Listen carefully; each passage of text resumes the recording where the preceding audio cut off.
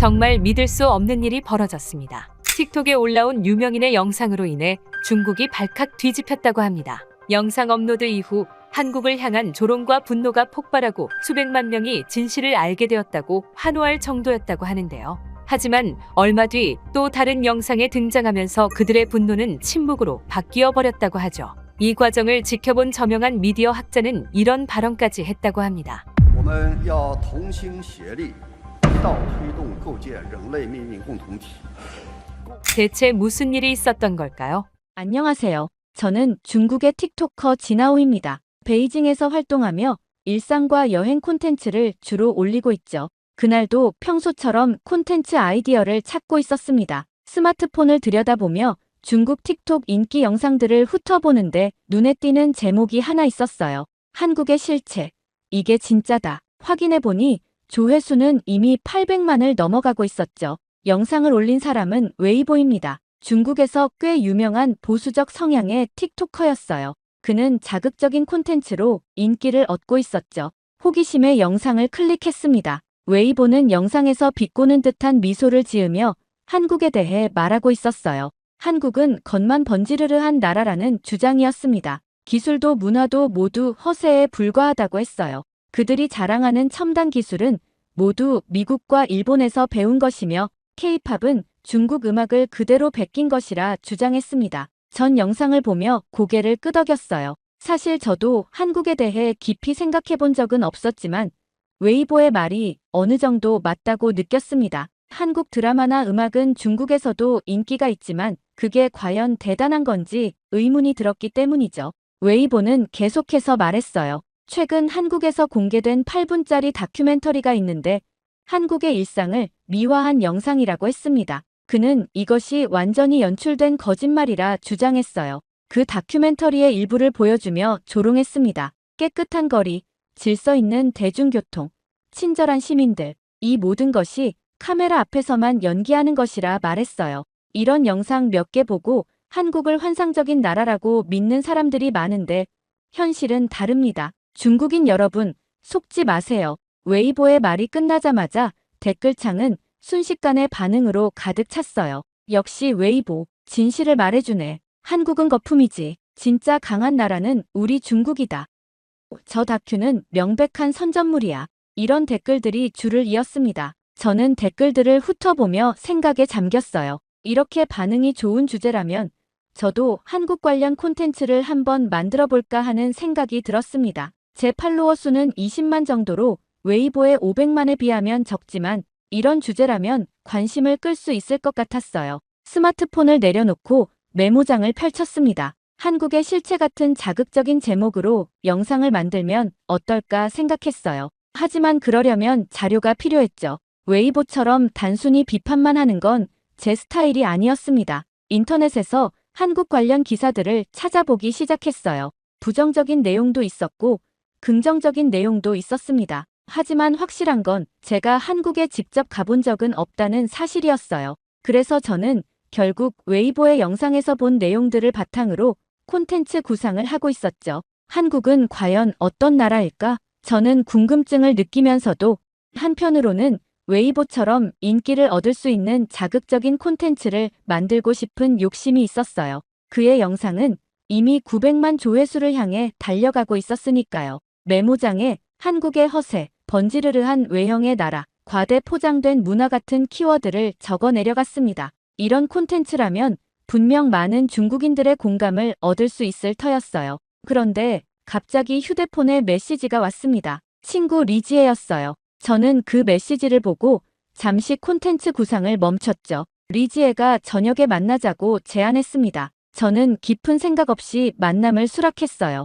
물론 그 순간까지만 해도 저는 몰랐습니다. 이 만남이 제 인생과 가치관을 완전히 바꿔놓게 될 거란 사실을 말이죠. 그렇게 저는 저녁이 되어 친구 리지에를 만났어요. 우리는 베이징 시내의 한 차이나타운 식당에서 만났습니다. 리지에는 저와 대학 동창으로 현재는 무역회사에서 일하고 있죠. 국제 비즈니스를 담당하는 그는 여러 나라를 출장 다니며 넓은 시야를 가지게 되었습니다. 식당에 앉아 메뉴를 보면서 저는 솔직한 마음을 털어놓았어요. 나도 한국 관련 영상 하나 찍어볼까? 요즘 반응도 좋고 리지의 표정이 변했습니다. 그는 웨이보의 영상에 대해 알고 있었어요. 저는 계속해서 제 계획을 설명했죠. 웨이보의 스타일을 따라 자극적인 영상을 기획하고 있다고요. 그런데 리지의 반응은 예상과 달랐습니다. 넌 한국 안 가봤잖아. 영상만 보고 판단하지 마. 리지의 직설적인 말에 저는 잠시 당황했어요.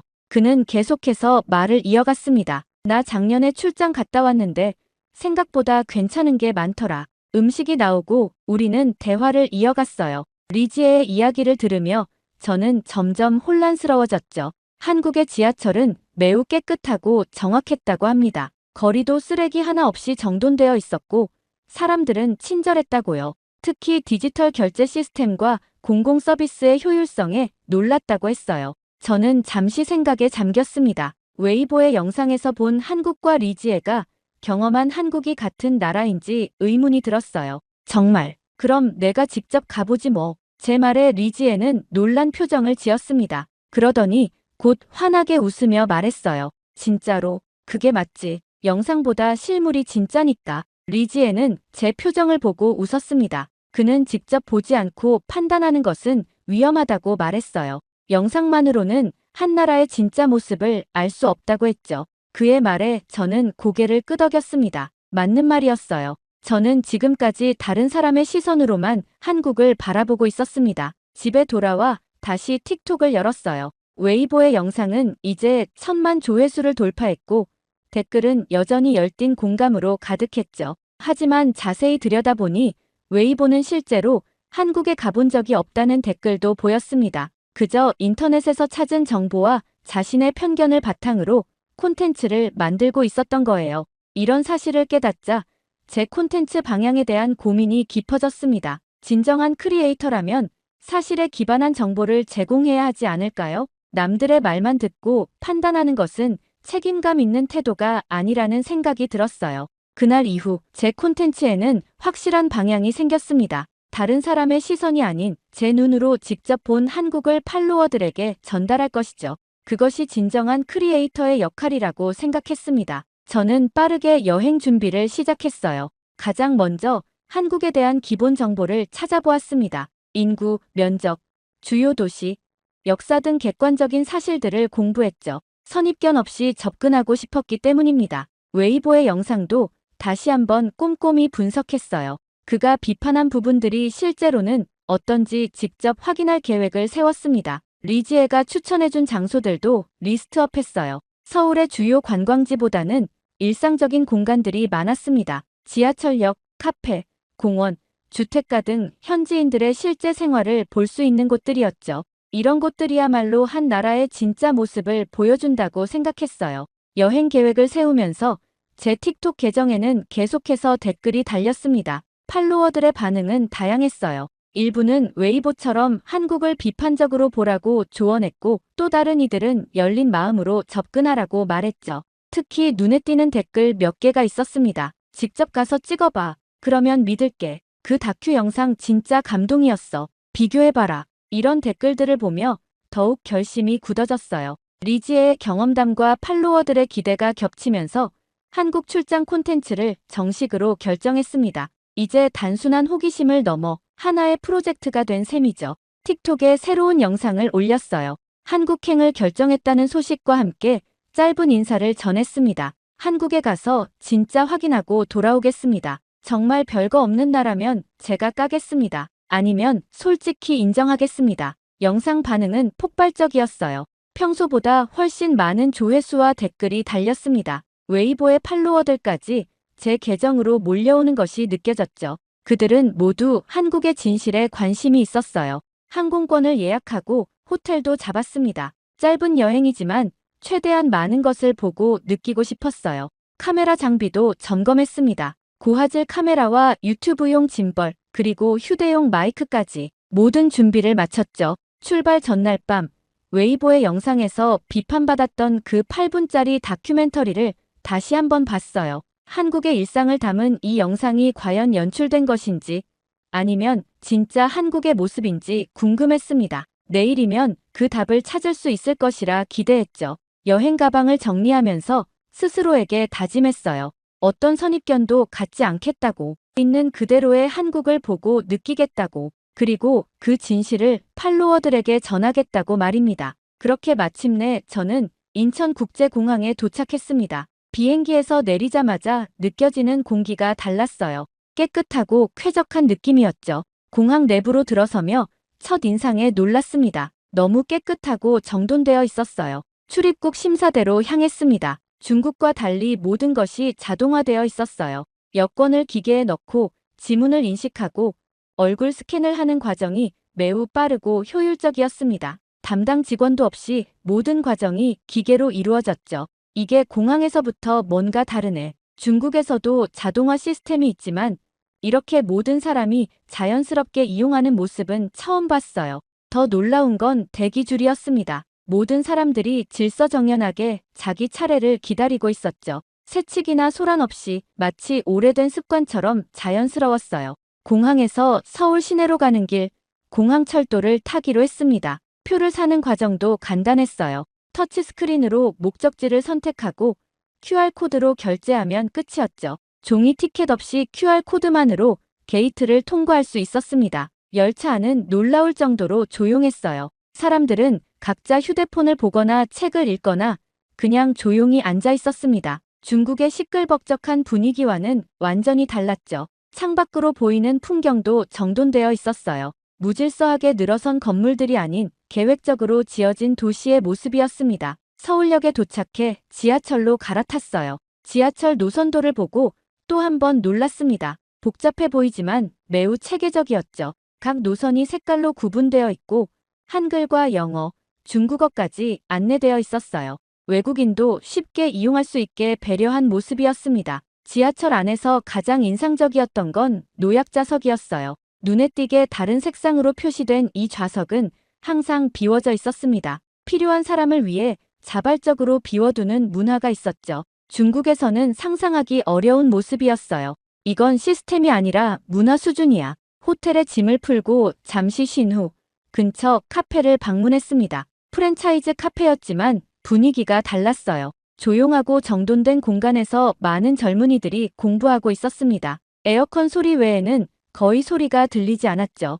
음료를 주문하는 과정도 인상적이었어요. 키오스크로 주문하고 결제까지 한 번에 끝났습니다. 종업원과의 대화 없이도 모든 것이 가능했죠. 음료가 나왔다는 알림이 울리면 자신의 음료를 직접 가져가는 시스템이었어요. 카페 한 구석에 앉아 주변을 관찰했습니다. 많은 사람들이 노트북을 펼쳐놓고 일하거나 공부하고 있었어요. 중국 카페의 시끄러운 대화와 웃음소리가 가득한 분위기와는 달랐습니다. 이 조용한 공간 속에서 사람들은 각자의 일에 집중하고 있었죠. 이 분위기, 중국에서는 좀처럼 보기 힘든데 첫날부터 느껴지는 한국의 모습은 웨이보가 묘사한 것과는 완전히 달랐어요. 이것이 카메라를 위한 연출이 아니라 실제 일상이라는 점이 놀라웠습니다. 제가 지금 경험하는 이 모든 것을 어떻게 담아낼지 고민되었죠. 하지만 확실한 건 웨이보의 영상은 한국의 진짜 모습과는 거리가 멀다는 사실이었어요.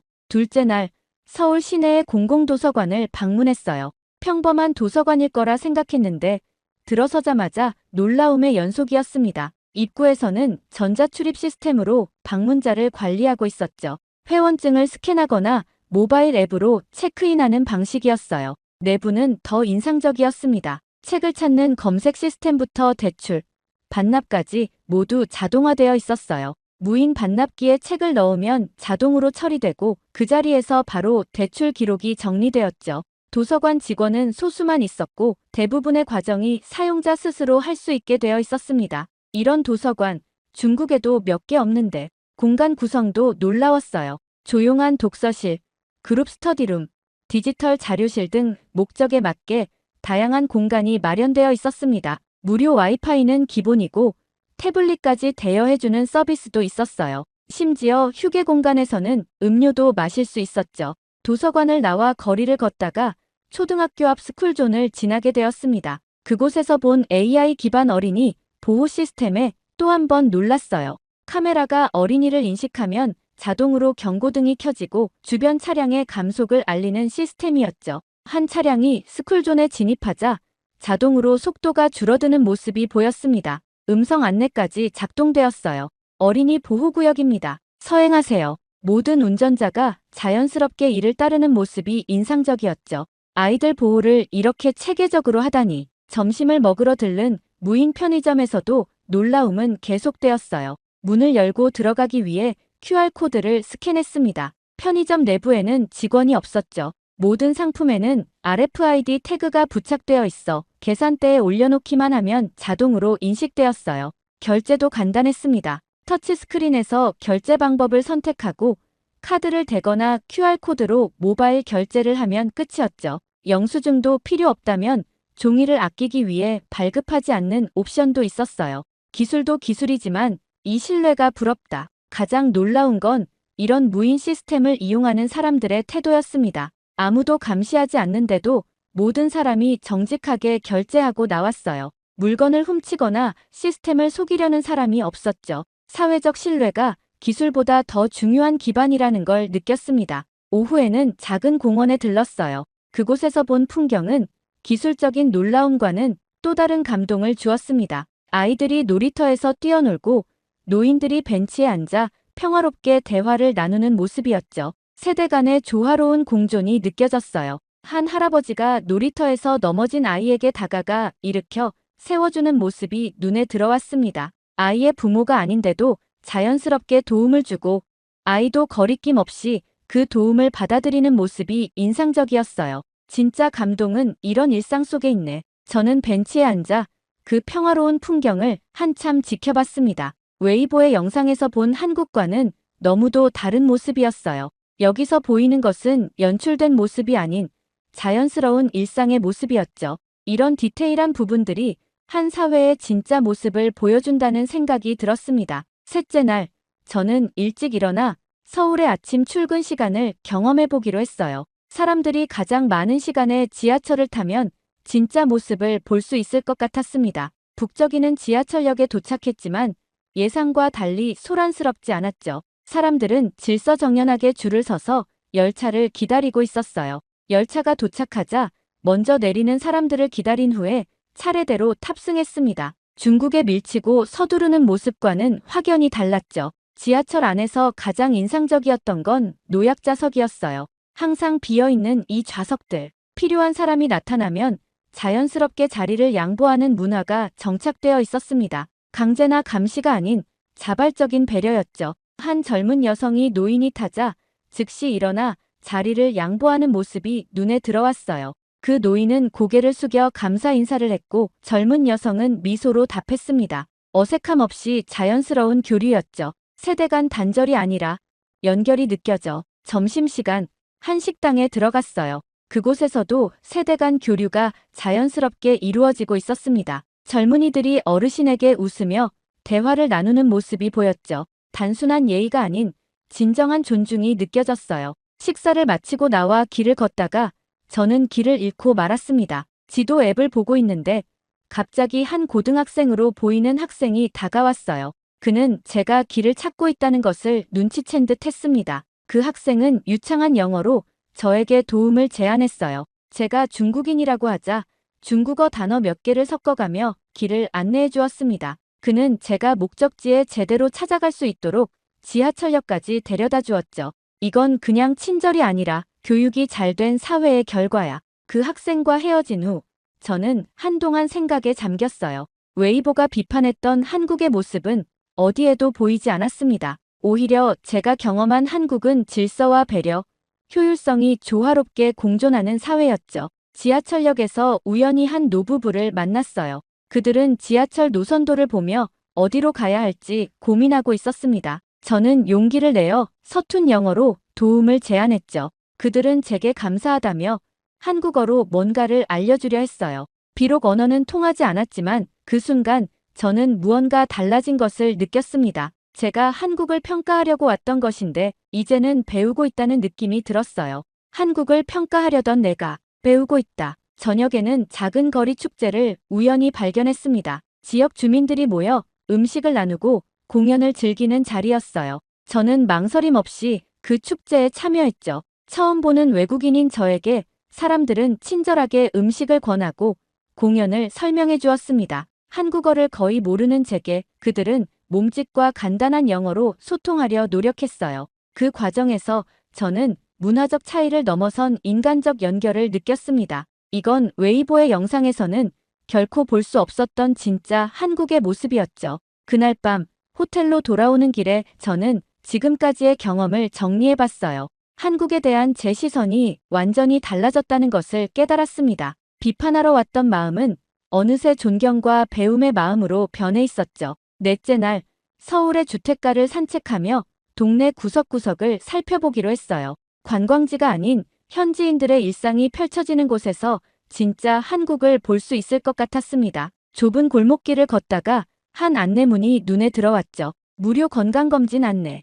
공공보건소에서 실시하는 건강검진 안내문이었어요. 놀라운 건 외국인도 이용 가능하다는 내용이었습니다. 호기심에 보건소 안으로 들어가 봤죠. 무료 검진, 외국인도 가능하다고. 내부는 깨끗하고 정돈되어 있었어요. 자동화된 측정기기들이 곳곳에 배치되어 있었습니다. 혈압, 체지방, 시력 등을 직접 측정할 수 있는 시스템이었죠. 안내 직원이 친절하게 다가와 설명을 시작했어요. 외국인도 등록하면 받으실 수 있어요. 직원은 영어로 자세히 설명해 주었습니다. 한국에 체류하는 외국인들을 위한 기본적인 의료 서비스가 준비되어 있다고 했어요. 저는 놀라움을 감출 수 없었죠. 중국에서는 상상하기 어려운 복지 시스템이었습니다. 이게 진짜 복지 아닌가? 보건소를 나와 계속 걷다 보니 공원 청소 중인 환경미화원과 마주쳤어요. 나이 지긋한 분이었는데 매우 꼼꼼하게 쓰레기를 줍고 낙엽을 쓸고 있었습니다. 제가 영어로 인사를 건네자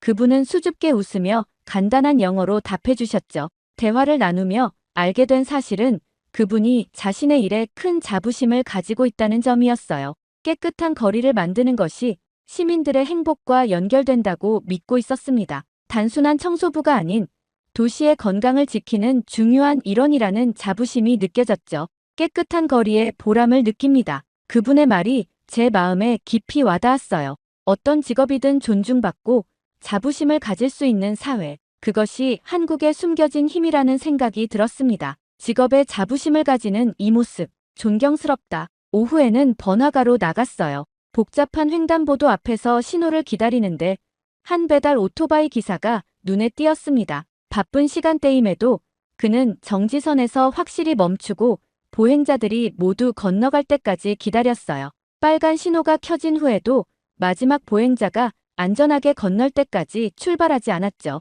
중국에서는 종종 배달원들이 신호를 무시하고 속도를 내는 모습을 봤는데 이 기사의 행동은 완전히 달랐습니다. 배달 시간에 쫓기면서도 안전과 규칙을 우선시하는 모습이 인상적이었어요. 속도보다 배려를 우선하는 문화. 이게 강한 사회다. 이후 어린이집 앞을 지나게 되었어요. 학교 시간이었는지 아이들이 하나둘 나오고 있었습니다. 놀라운 건 자원봉사자로 보이는 분들이 횡단보도와 도로 주변에서 아이들의 안전을 지키고 있다는 거였죠. 그들은 노란 조끼를 입고 작은 깃발을 들고 어린이들의 안전한 귀가를 돕고 있었어요. 저는 잠시 멈춰서서 그 모습을 지켜봤습니다. 누구의 강요도 없이 지역 주민들이 자발적으로 아이들을 보호하는 이 시스템이 정말 놀라웠어요. 카메라 앞에서의 연출이 아닌 일상 속에 녹아든 문화였죠. 보이지 않는 곳에서 이 사회를 지키는 사람들. 그게 진짜 한국의 힘이야. 그렇게 한국에서의 마지막 날, 저는 모든 영상 자료를 정리했어요.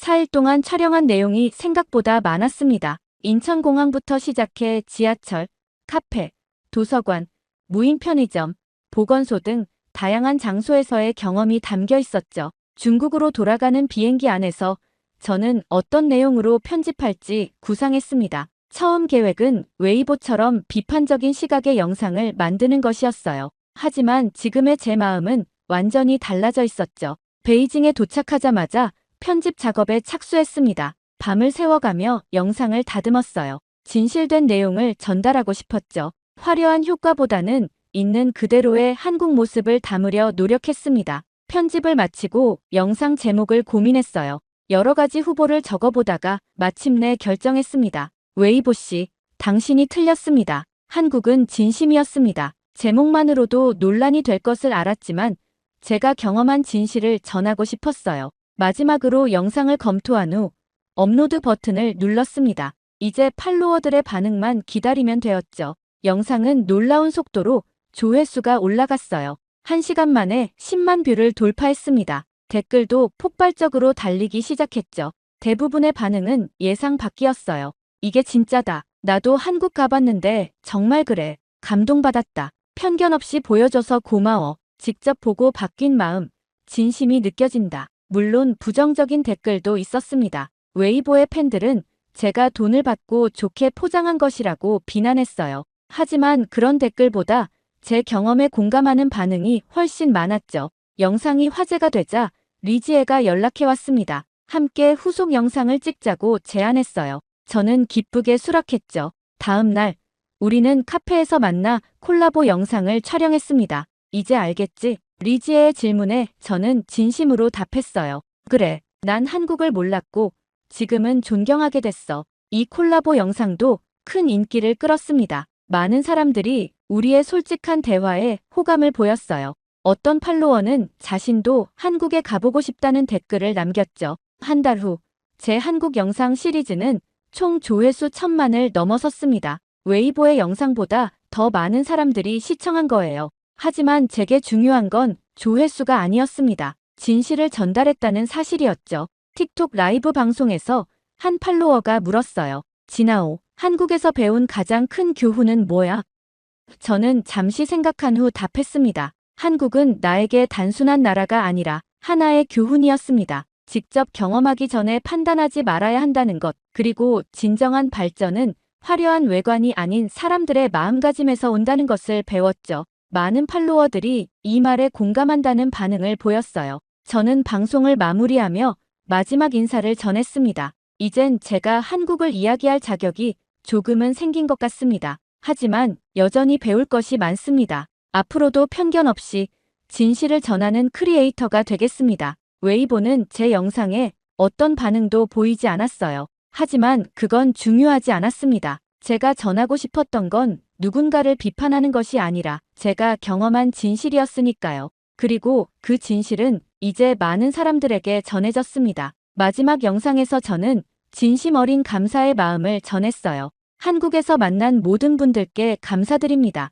여러분의 일상이 제게는 커다란 배움의 순간이었습니다. 질서와 배려, 공동체 의식이 자연스럽게 스며든 사회를 직접 경험하며 진정한 발전이란 무엇인지 깨달았습니다. 제가 본 한국은 단순한 기술의 나라가 아니라 사람을 중심에 둔 따뜻한 나라였죠. 이런 소중한 경험을 선물해준 한국에 다시 한번 감사드립니다. 언젠가 꼭 다시 방문하겠습니다. 그때는 더 열린 마음과 배우려는 자세로 찾아가겠어요. 이 마지막 말에 수많은 중국인 팔로워들이 공감의 댓글을 남겼습니다. 그리고 놀랍게도 한국 시청자들도 중국어와 영어로 감사 인사를 전해왔어요. 작은 여행이 두 나라 사람들 사이에 작은 다리를 놓은 듯한 기분이 들었습니다. 저는 이 모든 과정을 통해 콘텐츠 크리에이터로서 그리고 한 사람의 인간으로서 더 성장했음을 느꼈어요. 정말 충격적인 일이 일어났습니다. 최근 CNN에서 진행된 특별 토론 프로그램에서 한국과 일본 사이에 심각한 갈등이 터졌다고 합니다. 순간 시청률이 30%나 급상승했을 정도라고 하죠. 놀라운 건 한국 측의 예상치 못한 반박으로 인해 일본이 완패를 했다는 사실인데요. 프로그램이 끝난 뒤 저명한 역사학자는 이러한 발언까지 했다고 합니다. 대체 무슨 일이 있었던 걸까요? 안녕하세요. 저는 CNN의 토론 프로그램 글로벌 디베이트의 진행자 존 로빈스입니다. 그날은 정말 특별한 날이었습니다. 한국과 일본 두 나라의 외교장관을 한자리에 모시고 역사적인 토론을 진행하게 된 날이었거든요. 스튜디오 또한 긴장감으로 가득 차 있었습니다. 전 세계가 주목하는 이 토론에서 두 나라의 오랜 갈등이 어떻게 펼쳐질지 저 역시 가슴이 뛰었죠. 오늘은 한일 양국의 역사적 갈등을 주제로 특별한 시간을 마련했습니다. 제 목소리가 스튜디오에 울려 퍼졌어요. 카메라의 빨간 불빛이 저를 비추는 가운데 양쪽에 앉아있는 두 외교장관의 표정을 살폈죠. 일본 외교장관은 다소 경직된 모습이었습니다. 노란 넥타이를 매만지며 카메라를 의식한 듯 미소를 지었지만 그 눈빛에서는 긴장감이 느껴졌어요. 반면 한국 외교장관은 놀라울 정도로 당당하고 여유로웠습니다. 눈빛에서는 강한 자신감이 엿보였죠. 이런 자신감은 어디서 오는 걸까? 저는 문득 궁금해졌어요. 두 분을 모시기 전 시청자 여러분께 간략한 배경을 설명드리겠습니다. 저는 준비된 자료를 보며 말을 이어갔습니다. 한국과 일본은 지리적으로 가까운 이웃이지만 복잡한 역사적 관계로 인해 여러 갈등을 겪어왔어요. 특히 일본의 역사 왜곡과 독도 영유권 주장은 양국 관계의 핵심 쟁점으로 남아 있습니다. 스튜디오의 조명이 두 외교장관을 번갈아 비추었어요. 한국 외교장관은 고개를 끄덕이며 동의를 표했고 일본 외교장관은 입술을 굳게 다문 채 표정 변화를 최소화하려 노력하는 듯 했습니다. 먼저 한국 외교장관님께 질문드리겠습니다. 저는 그를 향해 몸을 기울였어요. 일본과의 관계에서 한국이 가장 중요하게 생각하는 쟁점은 무엇인가요? 한국 외교장관은 잠시 생각에 잠기더니 또렷한 목소리로 대답했어요. 역사를 바로잡는 것이 모든 시작점입니다. 일본의 지속적인 역사 왜곡과 독도 도발은 단순한 외교적 마찰이 아닌 우리 민족의 정체성과 직결된 문제입니다. 오늘 이 자리에서 저는 정확한 역사적 사실을 바탕으로 한국의 입장을 분명히 밝힐 것이죠. 그의 목소리에는 흔들림이 없었습니다. 단호하면서도 공격적이지 않은 태도가 인상적이었어요. 저는 일본 측의 반응이 궁금해 재빨리 시선을 옮겼죠. 일본 외교장관님, 이에 대한 일본의 입장은 어떠신가요?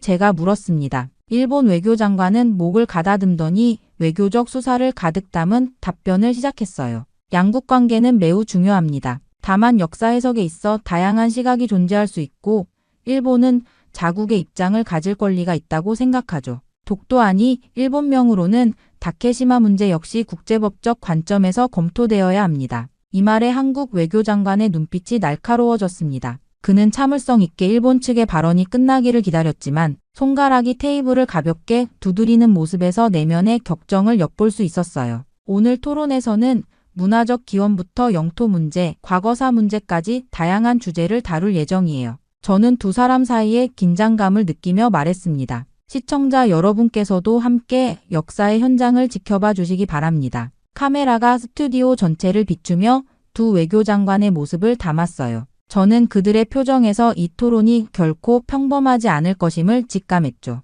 특히 한국 외교장관의 여유로운 미소 뒤에는 강력한 자신감이 숨겨져 있는 듯 했습니다. 그는 이미 모든 준비를 마친 사람처럼 보였어요. 첫 번째 주제로 양국의 문화적 기원에 대해 논의하겠습니다. 제가 다음 주제를 던지자 한국 외교장관의 눈이 반짝였습니다. 마치 이 순간을 기다려왔다는 듯한 표정이었어요. 이후 저는 토론의 첫 주제로 양국의 문화적 기원을 선택했습니다. 이 주제가 얼마나 민감하고 논쟁적인지 잘 알고 있었어요. 스튜디오의 조명이 두 외교장관의 얼굴을 비추는 가운데 먼저 일본 측에 발언 기회를 드렸습니다. 일본의 문화적 정체성에 대해 말씀해 주시겠습니까?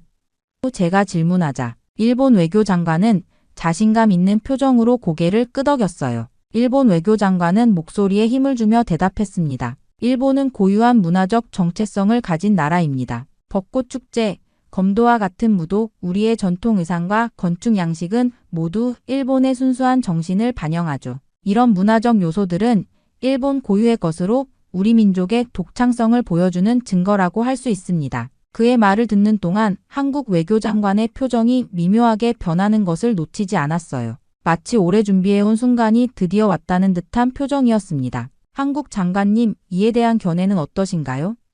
제가 물었죠. 한국 외교장관은 잠시 서류를 정리하더니 차분한 목소리로 말하기 시작했어요. 역사적 사실을 바로잡고 싶습니다. 일본이 언급한 문화적 요소들은 실제로는 한국에서 기원했다는 증거가 있습니다. 예를 들어 벚꽃의 경우 최근 DNA 분석 결과에 따르면 일본의 벚꽃 품종은 한반도에서 유래했다는 것이 과학적으로 증명되었죠. 저는 흥미로운 전개에 눈썹을 치켜 올렸습니다. 한국 외교장관은 태블릿을 펼쳐 화면에 연구 결과를 보여주었어요. 2014년 도쿄대학교와 서울대학교의 공동연구에서 일본의 대표적 벚꽃인 소메이 요시노의 DNA가 한반도 원산 벚꽃과 일치한다는 결과가 나왔습니다. 이는 국제학술지에도 게재된 사실이에요. 일본 외교장관의 얼굴이 순간 굳어졌죠. 그는 당황한 기색을 감추려 애쓰며 서류를 뒤적였습니다. 한국 장관은 계속해서 말을 이어갔어요. 검도 역시 마찬가지입니다. 검도의 기원은 한국의 격검술에서 찾을 수 있습니다.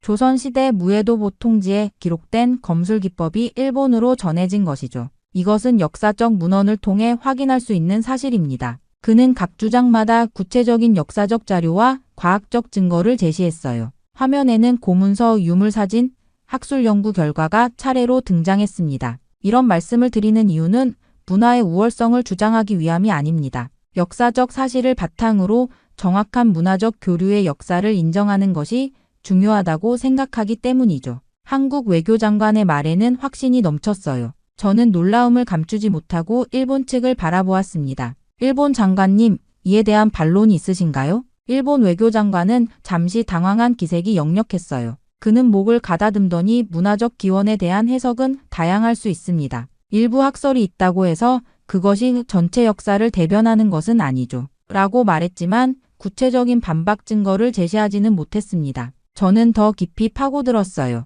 장관님, 한국 측이 제시한 과학적 증거와 역사적 자료에 대해 구체적인 반론이 있으신가요? 일본 외교장관은 불편한 표정으로 자리에서 몸을 움직였습니다.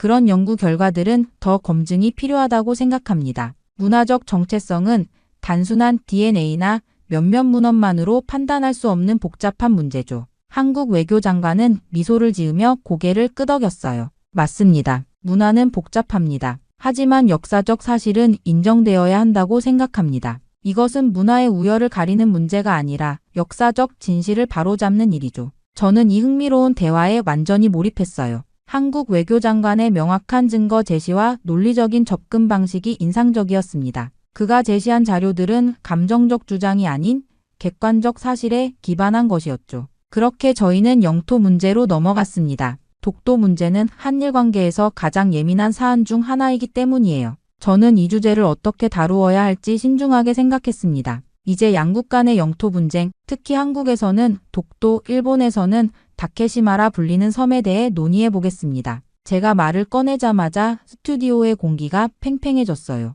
일본 외교장관이 먼저 발언권을 얻었습니다. 그는 자세를 바로 하고 단호한 목소리로 말하기 시작했어요. 다케시마는 역사적, 지리적, 국제법적으로 일본의 고유 영토입니다. 1905년 시마네현 고시에 의해 공식적으로 일본 영토로 편입되었고 샌프란시스코 강화 조약에서도 한국에 반환된 영토 목록에 포함되지 않았죠. 한국의 점거는 국제법상 불법이라고 할 수 있습니다. 카메라가 한국 외교장관을 비추었습니다. 그의 표정은 놀라울 정도로 침착했어요. 마치 이 질문에 대비해 오랜 시간 준비해온 듯했죠. 한국 장관님, 이에 대한 답변 부탁드립니다. 제가 말했습니다. 한국 외교장관은 잠시 물을 한 모금 마신 후 명확한 어조로 대답했어요. 독도는 역사적으로나 국제법적으로 명백한 대한민국의 영토입니다. 먼저 역사적 측면을 살펴보겠습니다. 그는 태블릿을 꺼내 화면에 고문서 이미지를 띄웠죠. 삼국사기, 세종실록 지리지, 동국문헌비고 등 다수의 역사 문헌에 독도가 한국 영토로 기록되어 있습니다.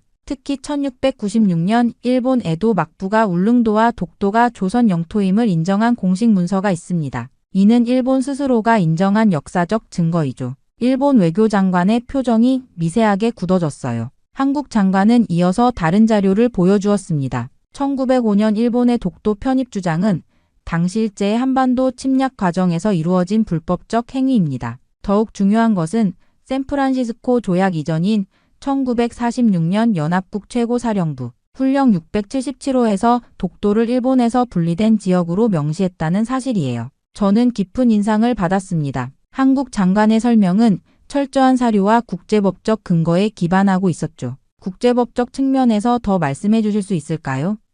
제가 물었어요. 한국 외교장관은 고개를 끄덕였습니다. 독도에 대한 한국의 실효적 지배는 국제법상 중요한 요소입니다. 한국은 1952년부터 독도에 경비대를 주둔시키고 등대와 헬기장 등 시설을 설치해 실질적 관할권을 행사해왔죠. 국제사법재판소도 영토 분쟁에서 실효적 지배를 중요한 판단 기준으로 삼고 있습니다. 그의 설명은 명쾌하고 논리적이었어요. 특히 인상적인 것은 감정적 호소가 아닌 객관적 사실과 국제법적 원칙에 기반한 주장이라는 점이었습니다. 일본 장관님, 이에 대한 반론이 있으신가요? 제가 물었죠. 일본 외교장관은 다소 불편한 듯 자세를 고쳤습니다. 우리는 여전히 다케시마가 일본 영토라는 입장을 고수합니다. 하지만 그는 말을 이어가려 했지만 한국 측이 제시한 구체적인 역사적 증거와 국제법적 논리에 대응할 명확한 반박을 찾지 못하는 듯 했어요. 저는 이 시점에서 논점을 정리했습니다. 지금까지의 논의를 정리해보면 독도 문제는 단순한 주장의 대립이 아니라 역사적 증거와 국제법적 원칙에 기반한 판단이 필요한 사안인 것 같습니다. 한국 측은 구체적인 역사 문헌과 국제법적 근거를 제시했고 이에 대한 일본 측의 구체적인 반론은 다소 제한적이었다고 볼 수 있겠네요. 이 말에 일본 외교장관은 더 이상의 반박을 하지 못했어요. 스튜디오의 조명 아래 한국 외교장관의 자신감 넘치는 미소가 빛났습니다. 독도가 한국 영토라는 주장이 국제적 기준에서도 얼마나 견고한지 모두가 목격한 순간이었죠. 그렇게 독도 문제에 이어 토론은 더욱 무거운 주제로 향했습니다. 제가 화면에 띄운 역사적 사진들은 일제 강점기 징용 피해자들의 모습이었어요. 낡은 흑백 사진 속 고통스러운 표정들이 스튜디오 전체에 무거운 침묵을 드리웠습니다. 지금부터는 양국 간 가장 민감한 문제 중 하나인 일제 강점기 강제 징용 피해자 배상 문제를 논의하겠습니다. 제 목소리가 조용한 스튜디오에 울려 퍼졌어요. 일본 외교장관이 먼저 발언했습니다. 그는 다소 기계적인 어조로 준비된 듯한 답변을 시작했어요. 이 문제는 1965년 한일 기본조약과 청구권 협정으로 이미 완전히 그리고 최종적으로 해결되었습니다. 당시 한국은 경제협력 자금을 받는 대신 모든 청구권을 포기하는 데 합의했죠. 법적으로 이 문제는 이미 종결된 사안입니다. 그는 자신감에 차서 문서 파일을 꺼내 들었어요. 협정 제2조에 명시된 바와 같이 양국 및 양국 국민 간의 모든 청구권이 완전히 그리고 최종적으로 해결되었다는 점을 강조하고 싶습니다. 카메라가 한국 외교장관으로 전환되었습니다. 그의 눈빛은 침착했지만 그 안에 담긴 확고한 신념이 느껴졌어요. 존 로빈스 진행자님, 그리고 세계의 시청자 여러분, 한국 외교장관이 조용하지만 단호한 목소리로 말했습니다. 이 문제는 단순한 법적 해석의 차이가 아닌 인간의 존엄과 역사적 정의에 관한 것입니다. 그는 잠시 숨을 고르더니 계속했어요. 1965년 협정은 국가 간 외교적 차원의 합의였습니다. 하지만 개인의 인권 침해에 대한 배상 청구권은 그것과는 별개의 문제죠. 2018년 한국 대법원 판결은 이 점을 명확히 했습니다. 일본 기업들이 강제로 동원한 노동자들에 대한 개인적 배상 책임은 여전히 유효하다고 판단한 것이에요. 일본 외교장관이 표정을 찌푸렸지만 한국 장관은 법률, 문서와 국제인권법 자료를 하나씩 제시하며 논리를 이어갔습니다. 현대 국제인권법의 관점에서 전쟁 범죄와 반인도적 범죄에 대한 개인 배상 청구권은 소멸되지 않습니다. 니른베르크 재판 이후 확립된 원칙이죠. 유엔 인권위원회도 일본의 전시 강제동원 피해자들에 대한 개별 배상을 권고한 바 있어요. 저는 그의 설명에 깊은 인상을 받았습니다. 감정적 접근이 아닌 현대 국제법과 인권의 관점에서 문제를 조명하는 그의 방식이 설득력 있게 다가왔죠. 더 중요한 것은 역사적 정의의 문제입니다. 한국 장관은 진지한 표정으로 말을 이어갔어요. 피해자들 중 대부분이 이미 고령이거나 세상을 떠났습니다. 이것은 단순히 돈의 문제가 아니라 그들의 고통을 인정하고 역사적 진실을 마주하는 문제죠. 진정한 화해는 과거의 잘못을 인정할 때 시작됩니다. 일본 장관이 반박하려 했습니다. 하지만 법적으로 이미 해결된 문제를 제가 중간에 끼어들었어요. 일본 장관님, 한국 측이 제기한 인권적, 도덕적 측면에 대해서는 어떻게 생각하십니까? 그는 잠시 당황한 기색이 역력했습니다. 물론 인도적 측면은 중요합니다. 하지만 국가 간 합의는 존중되어야 하죠. 저는 두 입장을 모두 듣고 정리했어요. 이 문제는 법적 해석과 도덕적 책임 사이의 균형을 어떻게 찾을 것인가의 문제로 보입니다. 한국은 개인의 존엄과 역사적 정의에 중점을 두고 있고 일본은 국가 간 합의의 법적 효력을 강조하고 있군요. 그런 후 제가 덧붙였습니다. 하지만 현대 국제사회에서 인권의 가치가 점점 더 중요해지는 추세를 고려할 때 한국 측의 주장이 설득력을 얻고 있는 것도 사실입니다. 역사적 정의와 개인의 권리 측면에서 볼 때 이 문제는 단순한 법적 종결로 치부하기 어려운 측면이 있다고 하겠네요. 이 발언에 스튜디오에 잠시 침묵이 흘렀어요. 한국 외교장관의 얼굴에는 작은 미소가, 일본 외교장관의 얼굴에는 복잡한 표정이 스쳤습니다. 그렇게 징용공 문제에 관한 토론이 마무리되자 저는 준비해둔 다음 주제로 넘어갔습니다. 방송 전 리서치팀이 준비한 자료들이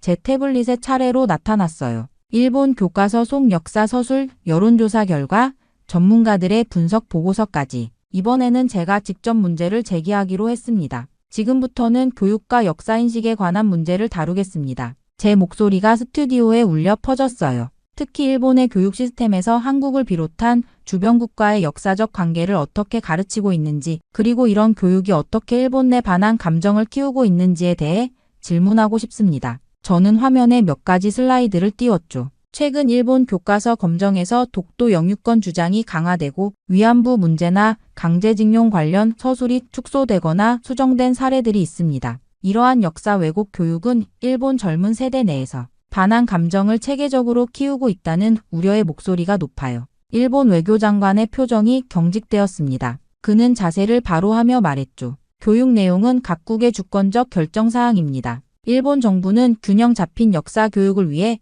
노력하고 있으며 교과서 검정 과정은 철저하고 공정하게 이루어지고 있어요. 저는 그의 답변이 핵심을 회피한다고 느꼈습니다. 하지만 장관님, 구체적인 사례를 살펴보면 문제가 있어 보입니다. 제가 화면에 최근 승인된 일본 교과서의 독도 관련 서술을 보여주었어요. 이 교과서는 독도를 일본 고유의 영토라고 단정적으로 서술하고 있습니다. 이는 앞서 우리가 논의했던 역사적, 국제법적 증거들과 상충되지 않나요? 일본 외교장관은 목을 가다듬었죠. 그것은 우리의 공식 입장을 반영한 것입니다. 교육은 제가 다시 질문을 이어갔어요. 일본 학생들을 대상으로 한 최근 조사에 따르면 젊은 세대의 한국에 대한 반감이 점점 강해지고 있다고 합니다. 교과서에서 한국을 부정적으로 묘사하고 역사적 사실을 왜곡하는 이런 교육 방식이 반한 감정을 키우고 양국 간 미래관계에 심각한 영향을 미칠 것이라고 보지 않으신가요? 일본 외교장관의 표정이 더욱 불편해졌습니다.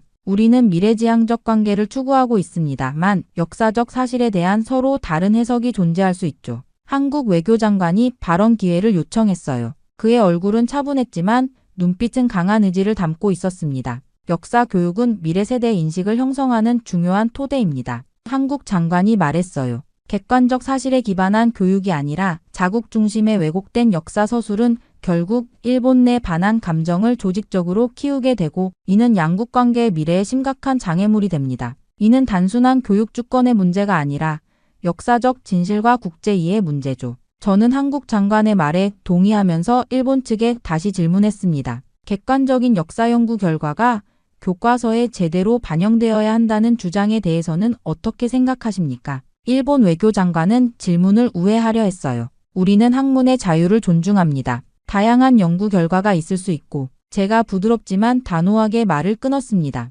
장관님, 제가 여기서 강조하고 싶은 것은 일본의 현재 역사 교육이 반한 감정을 키우는 도구가 되고 있다는 점입니다. 교육은 갈등의 씨앗이 아닌 화해와 상호 이해의 바탕이 되어야 합니다. 최근 국제교육 전문가들은 갈등 지역에서의 화해를 위한 역사 교육의 중요성을 강조하고 있어요. 일본은 이러한 글로벌 트렌드에 어떻게 대응하고 계신가요? 일본 외교장관이 답변을 머뭇거리는 동안 저는 계속해서 말했습니다. 실제로 유럽에서는 제2차 세계대전 이후 독일과 주변국들이 공동 역사, 교과서 개발 등을 통해 과거사 갈등을 극복한 사례가 있죠. 동아시아에서도 이런 접근이 가능하다고 보십니까? 일본 외교장관은 이러한 직접적인 질문들 앞에서 명확한 답변을 회피했어요. 각 지역의 역사적 맥락은 다릅니다. 우리는 우리의 방식으로. 저는 그의 답변이 충분치 않다고 느꼈습니다. 카메라를 향해 정리하듯 말했죠. 오늘 토론을 통해 일본의 역사 교육이 반한 감정을 체계적으로 키우고 있으며 이는 단순히 국내 문제가 아닌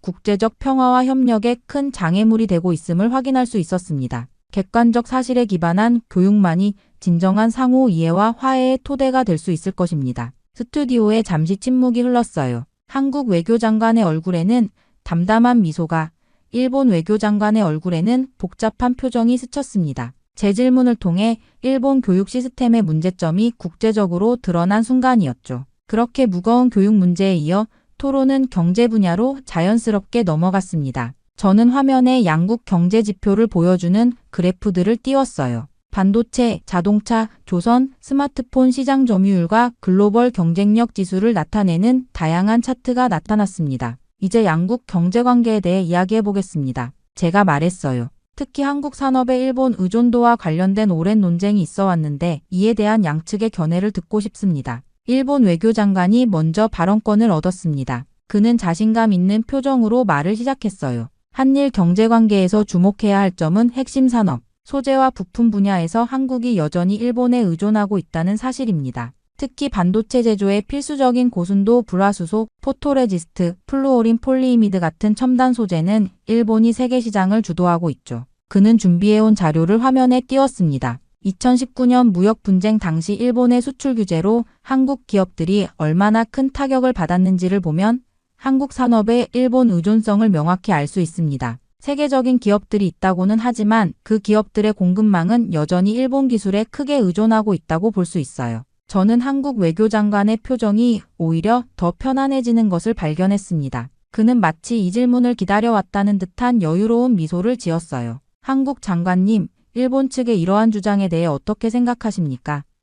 제가 물었죠. 한국 외교장관은 침착하게 태블릿을 열었습니다. 우선 정확한 사실관계를 짚고 넘어가겠습니다. 2019년 일본의 수출 규제는 분명 도전이었지만 그 결과는 어떻게 되었을까요? 그가 화면에 띄운 자료는 놀라웠어요. 규제 이후 불과 2년 만에 한국은 해당 소재들의 국산화에 성공했습니다. 삼성전자와 SK하이닉스는 더 이상 일본 소재에 의존하지 않고 있으며 오히려 글로벌 반도체 시장 점유율은 더 높아졌죠. 이것이 바로 한국 기업의 기술력과 위기 대응 능력을 보여주는 증거입니다. 그는 계속해서 명확한 데이터를 제시했어요. 현재 글로벌 메모리 반도체 시장에서 삼성전자와 SK하이닉스의 점유율은 70%를 넘습니다. 스마트폰 시장에서 삼성은 애플과 함께 선두를 다투고 있고 현대자동차는 글로벌 전기차 시장에서 빠르게 성장하고 있죠. LG는 OLED 디스플레이 분야에서 세계 최고 기술을 보유하고 있습니다. 일본 외교장관의 표정이 점점 굳어갔어요. 한국 장관은 차분하지만 자신감 넘치는 어조로 말을 이어갔습니다. 더 중요한 것은 미래 산업에서의 경쟁력입니다. 인공지능, 6G 통신, 로봇공학, 바이오헬스 분야에서 한국은 글로벌 리더로 부상하고 있어요. 특히 배터리 기술에서는 일본을 크게 앞서고 있죠. LG에너지솔루션, 삼성 SDI, SK이노베이션은 글로벌 전기차 배터리 시장의 선두 기업들입니다. 저는 그가 제시한 객관적인 수치와 데이터에 깊은 인상을 받았어요. 감정적 주장이 아닌 구체적인 사실에 기반한 설명이었습니다. 이러한 성과는 어떻게 가능했다고 보십니까?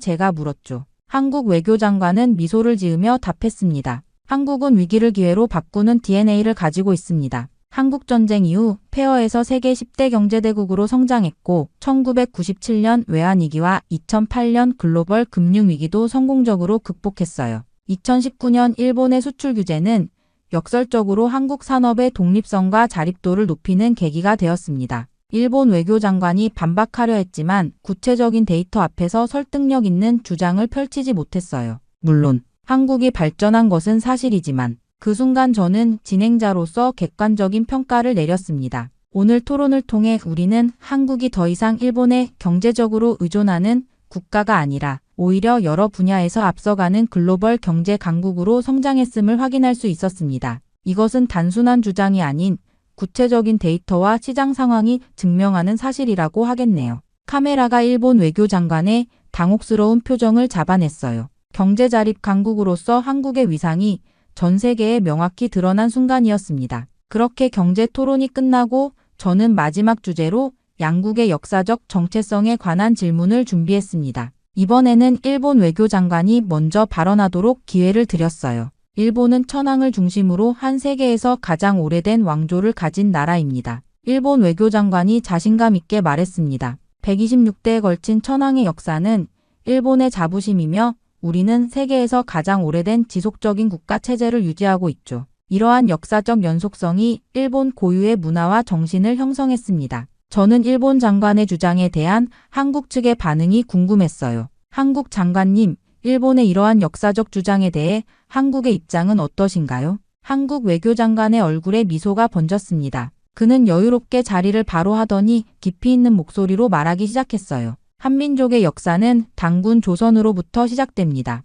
기원전 2333년 약 4300년 전의 일이죠. 단군 신화는 단순한 신화가 아니라 우리 민족의 정체성과 정신을 담고 있는 역사적 뿌리입니다. 그는 태블릿을 펼쳐 고고학적 발굴 자료와 역사 문헌들을 화면에 띄웠어요. 최근의 고고학적 발견들은 한반도에서 5000년 이상의 문명이 지속되어 왔음을 증명하고 있습니다. 고조선의 유물과 유적은 실제로 매우 발달된 청동기 문명이 존재했음을 보여주죠. 저는 그의 설명에 흥미를 느꼈습니다. 단군 신화가 한국인들에게 어떤 의미를 가지는지 좀 더 설명해 주시겠어요? 한국 외교장관은 잠시 생각에 잠기더니 진지한 표정으로 말했습니다. 단군 신화는 홍익인간이라는 철학을 담고 있습니다. 널리 인간을 이롭게 한다는 이 이념은 5천년 한민족 역사를 관통하는 핵심 가치죠. 일제강점기 때도 단군 신앙은 민족의 정신적 구심점이 되었고 독립운동의 사상적 토대가 되었습니다.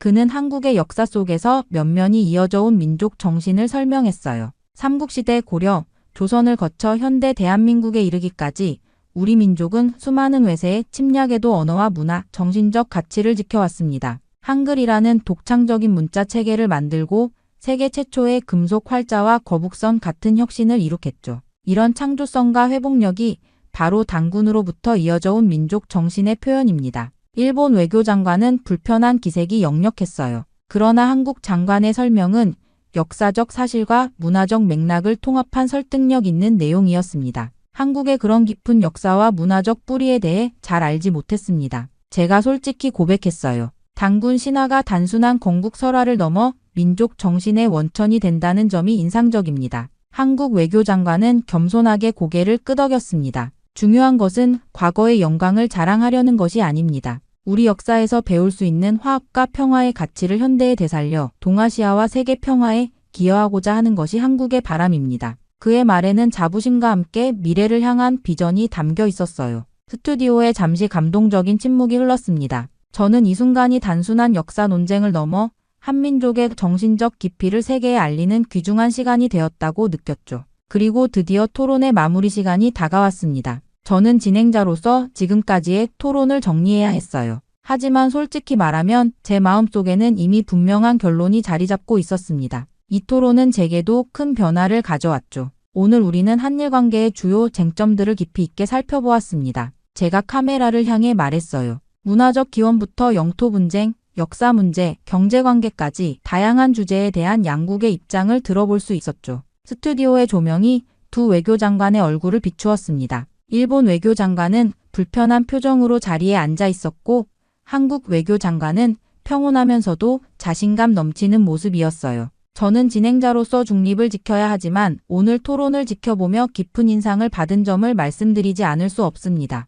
제 목소리는 평소보다 더 진지했죠. 한국 외교장관님께서 보여주신 명확한 역사적 증거와 논리적 접근 방식, 그리고 구체적인 데이터에 기반한 설명은 매우 설득력 있었습니다. 카메라가 한국 외교장관의 얼굴을 클로즈업했어요. 그는 겸손하게 고개를 숙였지만 그의 눈빛에는 승리의 기쁨이 담겨 있었습니다. 특히 인상적이었던 것은 한국 측이 감정적 주장이 아닌 객관적 사실과 증거를 바탕으로 논점을 전개한 방식이었습니다. 제가 계속 말했어요. 저 역시 이 토론을 준비하면서 많은 자료를 검토했지만 오늘 한국 측이 제시한 역사적 자료와 국제법적 근거들은 저에게도 새로운 시각을 제공했다고 말씀드려야겠습니다. 이것은 단순한 외교적 수사가 아니었어요. 저는 실제로 이 토론을 통해 한국에 대한 제 인식이 크게 변화했음을 느꼈습니다. 특히 독도 문제와 강제징용 피해자 배상 문제에서 한국의 입장이 얼마나 견고한 역사적, 법적 기반을 가지고 있는지 깨닫게 되었죠.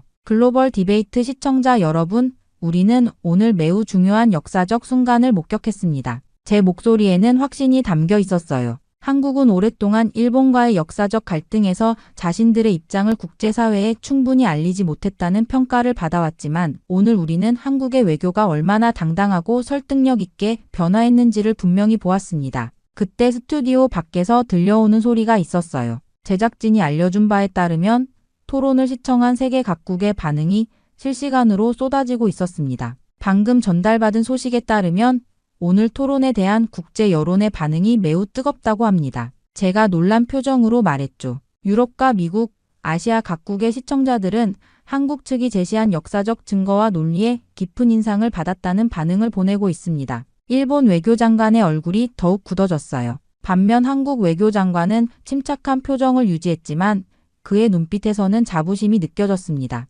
이번 토론은 단순한 양국 간의 논쟁을 넘어 세계가 동아시아의 역사와 현재를 바라보는 시각에 중요한 변화를 가져올 것으로 보입니다. 제가 진지하게 말했죠. 특히 한국의 문화적 뿌리와 역사적 정당성, 그리고 경제적 독립성에 대한 인식이 크게 달라질 것으로 예상됩니다. 토론의 마지막 순간 저는 두 외교 장관에게 마무리 발언의 기회를 드렸어요. 일본 외교장관은 형식적인 외교적 수사를 반복했지만 한국 외교장관의 마지막 말은 깊은 울림을 주었습니다. 오늘의 토론이 한일 관계의 새로운 출발점이 되기를 바랍니다. 역사를 직시하고 인정할 때만이 진정한 미래를 함께 만들어갈 수 있을 것입니다. 토론이 끝나고 카메라가 꺼진 후에도 저는 오랫동안 그 자리에 앉아 있었어요. 오늘 저는 단순한 토론의 진행자가 아니라 역사적 진실이 세상에 드러나는 순간의 증인이 되었다는 느낌이 들었습니다. 한국에 대한 제 인식은 완전히 바뀌었고 이 토론은 제 기자 생활에서 가장 기억에 남을 순간이 되었죠.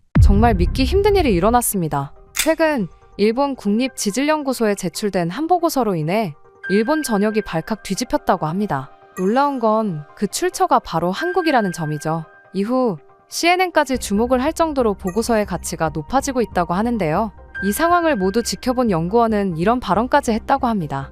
が集まっていない、前年より21万トン程度少ない状況でございます。 대체 무슨 일이 있었던 걸까요? 안녕하세요. 저는 다카하시 켄지라고 합니다. 일본 국립지질연구소의 화산 지질학자이죠. 그날 아침은 평소와 다름없이 시작됐습니다. 연구소 책상에 앉아 커피를 마시며 이메일을 확인하던 중 한국 기상청에서 온 메일이 눈에 들어왔죠. 화산 분화 가능성 분석 보고서 긴급이라는 제목이었습니다. 처음엔 일상적인 국제 교류 자료라 생각했어요. 하지만 문서를 열어보는 순간 심장이 빠르게 뛰기 시작했습니다. 한국 측에서 보낸 자료는 AI 기반 분석을 통해 큐슈 화산대의 분화 가능성을 72%로 예측하고 있었습니다. 단순한 추측이 아닌 구체적인 데이터, 지질학적 변화 패턴, 과거 분화 사례와의 비교 분석까지 담겨 있었죠. 그들은 이미 자국민에게 여행자재 권고를 준비하고 있었습니다. 보고서를 읽는 동안 사무실 문이 열렸습니다. 동료 사카모토 히로시였어요. 사카모토가 제게 무엇을 그렇게 집중해서 보고 있는지 물었습니다. 저는 한국에서 보내온 화산 분화 예측 보고서를 검토 중이며 그냥 넘기기엔 너무 구체적인 내용이라고 설명했습니다. 제 목소리에는 걱정이 묻어났습니다. 사카모토는 경멸이 가득한 웃음을 터뜨렸습니다. 그는 눈을 크게 뜨며 보고서를 손가락으로 가리켰습니다. 한국이 또 세계적 관심을 끌려고 과장하는 것이며 그쪽은 항상 허세와 쇼로 가득 차 있다고 경멸했습니다. 그는 목소리를 높이며 일본 과학계가 한반도의 후발주자에게 배울 것이 하나라도 있겠느냐며 독설을 퍼부었죠. 사카모토의 반응은 예상했던 그대로였지만 오늘따라 더 격해 보였습니다. 그는 항상 한국에 관한 뉴스만 나오면 혐오에 가까운 비하 발언을 서슴지 않았고 연구소 내에서도 그의 극단적 민족주의는 널리 알려져 있었습니다. 저는 그의 편협하고 위험한 시각에 깊은 불편함을 느꼈지만 직장 동료로서 직접적인 충돌은 피하고 싶었습니다. 이것은 단순한 국가 간 경쟁 문제가 아니라 과학적 데이터를 객관적으로 봐야 한다고 강조했으나 사카모토는 분노에 찬 표정으로 고개를 절레절레 흔들었습니다. 그는 주먹을 책상에 내리치며 화산의 나라는 일본이며 수천 년 화산과 함께 살아온 일본이 모르는 것을 반도의 작은 나라가 알 리 없다며 한국의 과학적 능력 자체를 완전히 부정했습니다. 사카모토는 제 책상 위 보고서를 손가락 끝으로 밀어내듯 훑어보더니 얼굴 가득 혐오감을 드러내며 비웃음을 지었습니다. 그의 눈에서는 한국에 대한 깊은 경멸과 증오가 느껴졌어요. 그는 한국의 국기가 그려진 페이지를 보고는 이런 쓰레기 같은 분석이라며 중얼거렸습니다. 저는 가슴 한편이 무거워지며 분노가 일었습니다. 과학자로서 데이터를 국정만으로 무시하는 태도는 용납할 수 없었고 이런 편견이 우리 연구소에 만연해 있다는 사실이 괴로웠습니다. 오후에 열린 연구소 내부 회의에서 저는 한국의 보고서를 언급했습니다. 한국 기상청의 AI 분석 결과 큐슈 화산대 분화 가능성이 높게 나타났으며 우리도 추가 조사가 필요하다는 의견을 제시했습니다. 하지만 제 의견은 큰 호응을 얻지 못했습니다. 몇몇 연구원들은 관심을 보였지만 대부분은 사카모토의 영향을 받은 듯 비슷한 반응이었죠. 사카모토는 회의 내내 한국의 데이터는 신뢰할 수 없다며 노골적인 불신과 조롱을 퍼부었습니다. 그는 심지어 식민지배를 당한 나라가 우리에게 화산을 가르치려 든다는 역사적 멸시까지 드러냈죠. 특히 연구소장은 사카모토의 의견에 동조하며 불필요한 공포를 조성할 필요 없다며 한국의 자료는 단순 참고만 하고 공식 경보는 내지 않기로 결정했습니다. 회의가 끝난 후 연구실로 돌아오는 길에 마음이 무거웠습니다. 창밖으로 보이는 후지산의 웅장한 모습이 오늘따라 위협적으로 느껴졌어요. 과학자로서의 직감이 계속해서 경고를 보내고 있었습니다. 이런 무시가 얼마나 큰 대가를 치르게 할지 당시에는 아무도 몰랐죠. 책상에 앉아 한국 보고서를 다시 꺼내 들었습니다. 어떻게든 이 데이터를 더 분석해 우리 연구소를 설득해야 했습니다. 창밖으로 노을이 지고 있었고 저는 홀로 남아 컴퓨터 화면 속 숫자들과 씨름했습니다. 그때까지만 해도 이 조용한 경고가 곧 현실이 될 줄은 아무도 예상하지 못했습니다. 그렇게 한국의 보고서를 받은 지 정확히 일주일 후 저는 연구소 지진계 모니터링 시스템에서 이상한 패턴을 발견했습니다. 큐슈 화산대 주변에서 미세한 지진파가 감지되고 있었죠. 처음에는 일상적인 지각 활동이라 생각했습니다. 하지만 데이터를 더 자세히 살펴보니 심장이 빠르게 뛰기 시작했습니다. 이 지진 패턴은 한국 보고서에서 예측했던 것과 놀랍도록 일치했습니다. 미세 지진의 빈도, 강도, 심지어 발생 위치까지 한국의 AI 분석이 예측한 그대로였어요. 순간 등골이 오싹해졌습니다. 무시당했던 경고가 현실이 되어가고 있었기 때문입니다. 즉시 가스 측정 데이터도 확인했습니다. 화산 주변의 이산화황과 메탄 수치가 지난 3일간 꾸준히 증가하고 있었습니다. 이것 역시 한국 보고서에서 지적한 전조 현상과 정확히 일치했죠. 숫자들을 보며 등에서 식은땀이 흘렀습니다. 책상 서랍에서 일주일 전 받았던 한국의 보고서를 다시 꺼내 들었습니다. 그들이 예측한 시나리오가 한 단계씩 현실화되고 있었습니다. 연구소 동료들에게 이 사실을 알렸지만 여전히 심각하게 받아들이지 않았습니다. 사카모토는 우연의 일치라며 일축했고 다른 연구원들도 좀 더 지켜보자는 신중한 태도를 보였죠. 하지만 저는 알았습니다. 이것이 단순한 우연이 아니라는 것을요. 연구실에서 밤을 새워 데이터를 분석하던 중 한국기상청 홈페이지를 방문했습니다. 충격적이게도 그들은 이미 자국민을 대상으로 큐슈 지역 여행자재 경보를 발령한 상태였습니다. 모든 한국 국민은 스마트폰 알림앱을 통해 실시간 화산 상황을 전달받고 있었고 일본에 체류 중인 한국인들에게는 비상 연락망이 가동되고 있었습니다. 더 놀라운 것은 한국이 이미 국제화산학회에 데이터를 공유하고 협력을 요청했다는 사실이었습니다. 세계 여러 나라의 과학자들이 한국의 분석에 주목하고 있었지만 정작 가장 직접적인 영향을 받을 우리 일본은 여전히 침묵하고 있었습니다. 다음 날 아침 사카모토가 제 연구실에 들어왔습니다. 그의 얼굴에는 여전히 거만함이 가득했습니다. 한국이 국제사회에 경보를 발령한 것에 대해 말하자 그는 한국의 행동을 쓸데없이 빠르기만 하다고 비난했습니다. 일본은 신중한 것이 미덕이며 확실해질 때까지 기다리는 것이 현명하다고 주장했죠. 하지만 그의 목소리에서 미세한 불안감을 감지할 수 있었습니다. 연구소를 나와 집으로 돌아가는 길에 거리의 모습이 눈에 들어왔습니다. 사람들은 평소와 다름없이 일상을 살고 있었습니다. 아무도 큐슈 화산대의 위험을 모르는 채 말이죠. 텔레비전 뉴스에서도 화산 활동에 대한 언급은 전혀 없었습니다. 마치 아무 일도 일어나지 않는 것처럼요. 그날 밤 집에서 컴퓨터로 최신 데이터를 다시 확인했습니다. 지진 활동은 더 활발해지고 있었고 가스 방출량도 증가 추세였습니다. 창문 너머로 고요한 밤하늘을 바라보며 깊은 한숨을 내쉬었습니다. 우리는 과학적 증거를 무시한 채 그저 기다리고만 있었습니다. 이대로라면 많은 사람들이 위험에 처할 것이라는 불안감이 저를 뒤덮었습니다. 다음 날 아침 출근길, 연구소로 향하는 버스 안에서 우연히 외국 뉴스를 보게 되었습니다. CNN 화면에는 큼지막한 제목이 떠 있었습니다. 한국의 화산 예측 모델, 국제적 관심 집중. 순간 제 심장이 빠르게 뛰기 시작했습니다. 세계가 한국의 예측을 주목하고 있는데 정작 가장 위험에 노출된 우리 일본은 아무런 조치도 취하지 않고 있었습니다. 연구소에 도착하자마자 컴퓨터를 켜고 해외 언론 보도를 찾아보았습니다. BBC, 로이터, 알자지라까지 전 세계 주요 언론들이 한국의 화산 예측 시스템을 집중 조명하고 있었습니다. 보도에 따르면 한국은 최첨단 AI 알고리즘을 활용한 화산 활동 예측 모델을 개발했고 이번 큐슈 화산대 분석이 그 정확성을 입증하고 있다는 내용이었죠. 특히 눈길을 끈 것은 한국이 이미 운영 중인 드론 기반 화산가스 실시간 측정 시스템이었습니다. 그들은 큐슈 인근 국제공역에서 특수 제작된 드론을 통해 24시간 화산가스 농도를 모니터링하고 있었죠. 이 데이터는 실시간으로 처리되어 국민 안전앱으로 전송되고 있었습니다. 첨단 기술과 재난 대비 시스템의 완벽한 결합이었습니다. 저는 한국 기상청 홈페이지에 접속하여 그들이 공개한 데이터를 더 자세히 살펴보았습니다. 그들의 예측 그래프는 제가 자체적으로 분석한 결과와 거의 일치했습니다. 다만 한국의 분석은 더 정교하고 장기적인 전망까지 담고 있었습니다. 그들이 축적한 데이터의 양과 질에 감탄하지 않을 수 없었습니다. 점심시간 연구소 식당에서 혼자 식사하며 생각에 잠겼습니다. 지금까지 한국의 데이터를 무시했던 우리 연구소의 태도가 부끄러웠습니다. 과학은 국경이 없는데 우리는 출처가 한국이라는 이유만으로 귀중한 정보를 무시했습니다. 식사를 마치고 사무실로 돌아와 독자적인 연구에 몰두했습니다. 한국 데이터를 기반으로 제 나름의 분석을 진행한 결과 분화 가능성이 매우 높다는 결론에 도달했습니다. 저는 이 결과를 연구소장에게 보고했지만 여전히 좀 더 지켜보자는 답변만 돌아왔습니다. 공식적인 경보는 여전히 발령되지 않았고 일본 정부는 침묵을 유지했습니다. 그러나 흥미로운 변화가 감지되었습니다. 몇몇 동료 연구원들이 조용히 저에게 접근하여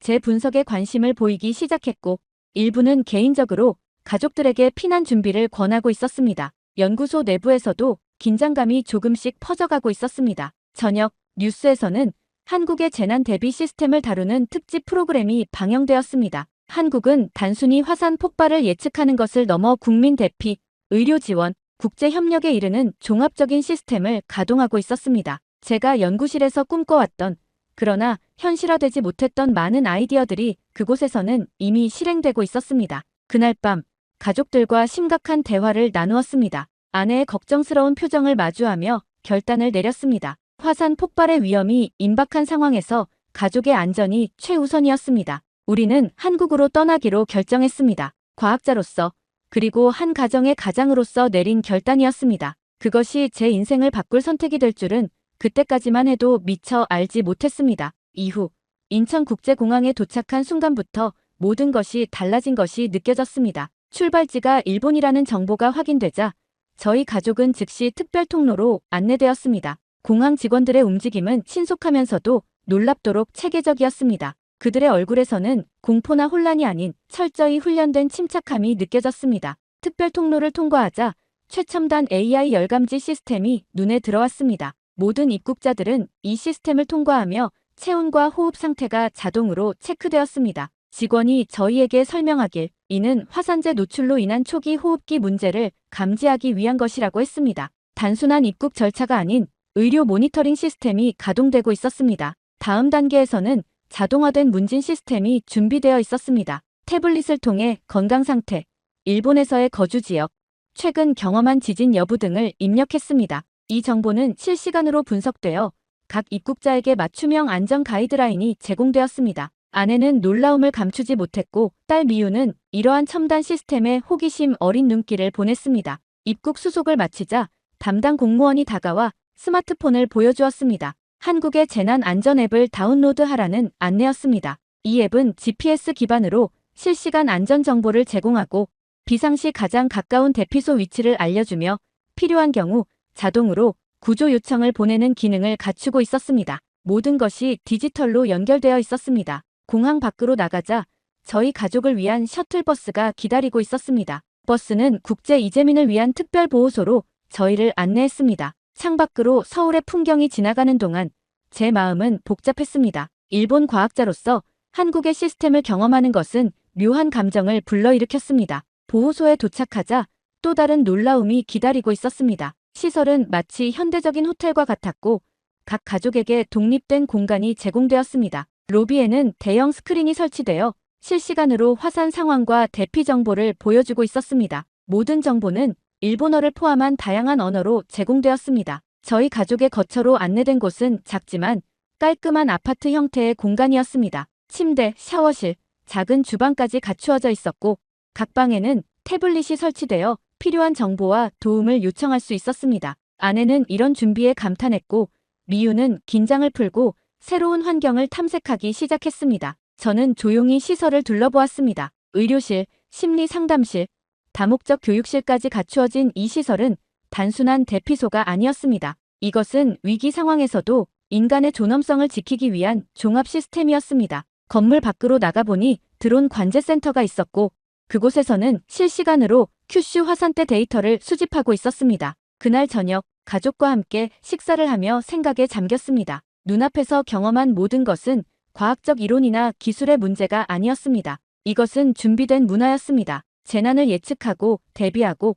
인간 중심으로 대응하는 총체적 시스템이었습니다. 창밖의 서울 밤하늘을 바라보며 깊은 한숨을 내쉬었습니다. 우리가 배워야 할 것은 기술만이 아니었습니다. 한국 도착 이틀째, 저는 특별한 제안을 받았습니다. 서울 재난통합센터를 방문할 기회였습니다. 일본 화산 지질학자로서 제 전문성을 고려한 초청이었습니다. 가슴이 빠르게 뛰었습니다. 이것은 단순한 방문이 아닌 제가 수년간 꿈꿔왔던 시스템을 직접 볼 수 있는 기회였으니까요. 재난통합센터는 서울 중심부의 현대적인 건물에 위치해 있었습니다. 건물로 들어서자 거대한 상황실이 눈앞에 펼쳐졌습니다. 벽면을 가득 채운 대형 스크린에는 실시간 데이터가 흐르고 있었고 수십 명의 전문가들이 각자의 자리에서 집중하고 있었습니다. 마치 영화 속 장면 같았지만 이곳은 현실이었습니다. 한국지질연구원 김민준 박사가 저를 맞이했습니다. 그는 친절하게 시스템을 설명해 주었습니다. 중앙 스크린에는 큐슈 화산대의 3D 지도가 떠 있었고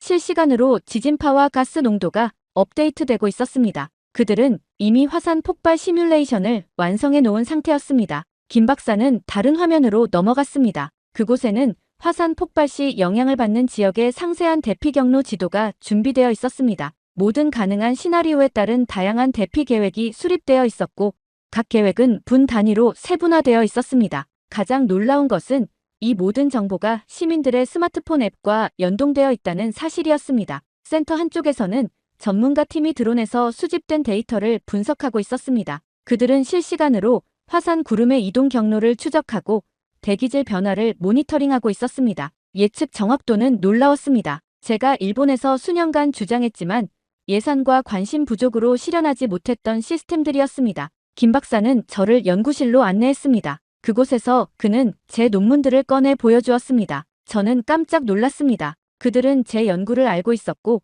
심지어 제가 제안한 모델 일부를 그들의 시스템에 통합했다고 합니다. 제 이론이 한국에서 현실이 되어 있었습니다. 순간 눈시울이 뜨거워졌습니다. 일본에서는 신중함이라는 명목 하에 묵살되었던 제 연구가 이곳에서는 소중히 여겨지고 실제로 활용되고 있었습니다. 김 박사는 그들이 개발한 AI 기반 예측 모델도 보여주었습니다. 그것은 제가 상상했던 것보다 훨씬 정교했습니다. 점심시간 센터 내 식당에서 한국 연구팀과 식사를 하며 많은 이야기를 나누었습니다. 그들은 제 연구에 대해 구체적인 질문을 던졌고 진지하게 의견을 교환했습니다. 국적이나 배경이 아닌 순수하게 과학적 호기심과 인류 안전이라는 공통 목표로 연결된 대화였습니다. 오후 세션에서는 센터의 국제협력 시스템을 살펴보았습니다. 한국은 이미 화산 활동과 관련하여 전 세계 여러 나라와 실시간 데이터를 공유하고 있었습니다. 특히 최근 화산 폭발을 경험한 국가들과의 협력을 통해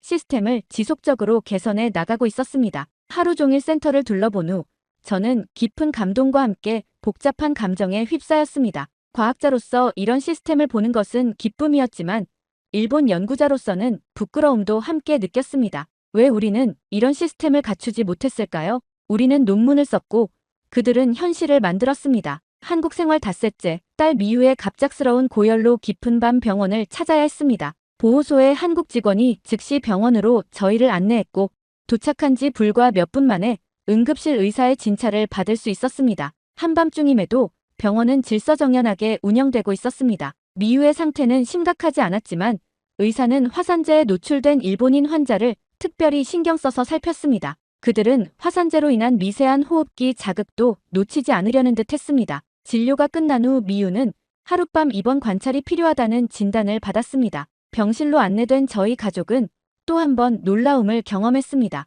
특별히 마련된 국제 환자실이었는데 일본어 안내문과 일본 TV 채널까지 제공되었습니다. 미유를 침대에 눕히고 나서야 저는 이 모든 것이 비상 상황에서도 환자의 문화적 배경을 존중하는 시스템임을 깨달았습니다. 아내는 지쳐 보였고 저는 그녀에게 잠시 쉬라고 권했습니다. 복도에서 혼자 생각에 잠겨있던 저에게 젊은 한국 간호사가 다가왔습니다. 그녀는 따뜻한 미소와 함께 차 한 잔을 건넸습니다. 일본어로 인사를 건네는 그녀의 배려에 마음이 따뜻해졌습니다. 다음 날 아침, 미유의 상태는 크게 호전되었습니다. 그녀는 병실에서 일어나 창밖을 바라보며 밝게 웃었습니다. 그때 간호사가 아침 체크를 위해 들어왔고 미유는 어색한 한국어로 인사를 건넸습니다. 간호사는 놀라운 일본어 실력으로 응답했습니다. 미유는 용기를 내어 말했습니다. 일본인인데도 이렇게 잘 돌봐주셔서 감사하다고요. 그녀의 말에는 우리가 한국에 온 이후 계속 느꼈던 감사와 약간의 부끄러움이 담겨 있었습니다. 간호사의 대답은 단순하면서도 깊은 의미가 있었습니다. 그녀는 미소를 지으며 국적보다 사람이 먼저라고 말했습니다. 그 말이 제 가슴을 강하게 울렸습니다. 일본에서 자라며 주입받은 편견과 달리 이곳에서는 국적이나 역사적 갈등보다 눈앞의 사람을 먼저 생각하는 문화가 살아 숨쉬고 있었습니다.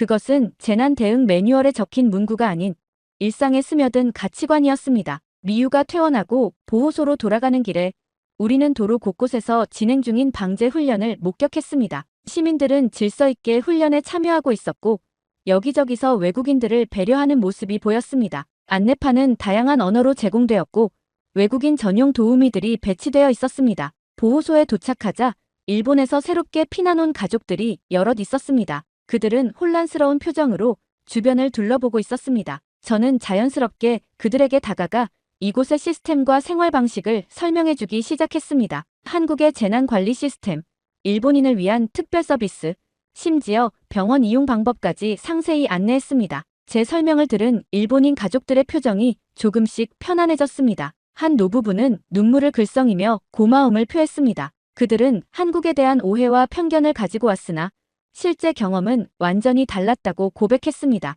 저는 그들의 마음을 충분히 이해할 수 있었습니다. 저 역시 같은 여정을 걸어왔으니까요. 그날 저녁 보호소에서는 일본인 피난민들을 위한 작은 모임이 열렸습니다. 저는 자연스럽게 중심 역할을 맡게 되었고 한국의 시스템에 대해 더욱 적극적으로 설명했습니다. 불과 며칠 전까지만 해도 일본 과학계의 일원으로서 한국의 데이터를 분석하던 제가 이제는 한국 시스템의 우수성을 전파하는 사람이 되어 있었습니다. 밤, 가족이 잠든 후 창가에 서서 서울의 불빛을 바라보았습니다. 지금 이 순간에도 큐슈 화산대는 위험 신호를 보내고 있을 것입니다. 그러나 저희 가족은 안전했고 그 안전을 만든 것은 단순한 기술이 아닌 사람을 먼저 생각하는 문화였습니다. 제 마음속에 새로운 깨달음이 자리 잡기 시작했습니다. 한국 생활 열흘째 되는 날, 보호소 관리자가 저를 찾아왔습니다. 새로 도착한 환자 중 제 이름을 부르는 사람이 있다는 이야기였습니다. 누구일까 궁금해하며 의료동으로 향했습니다.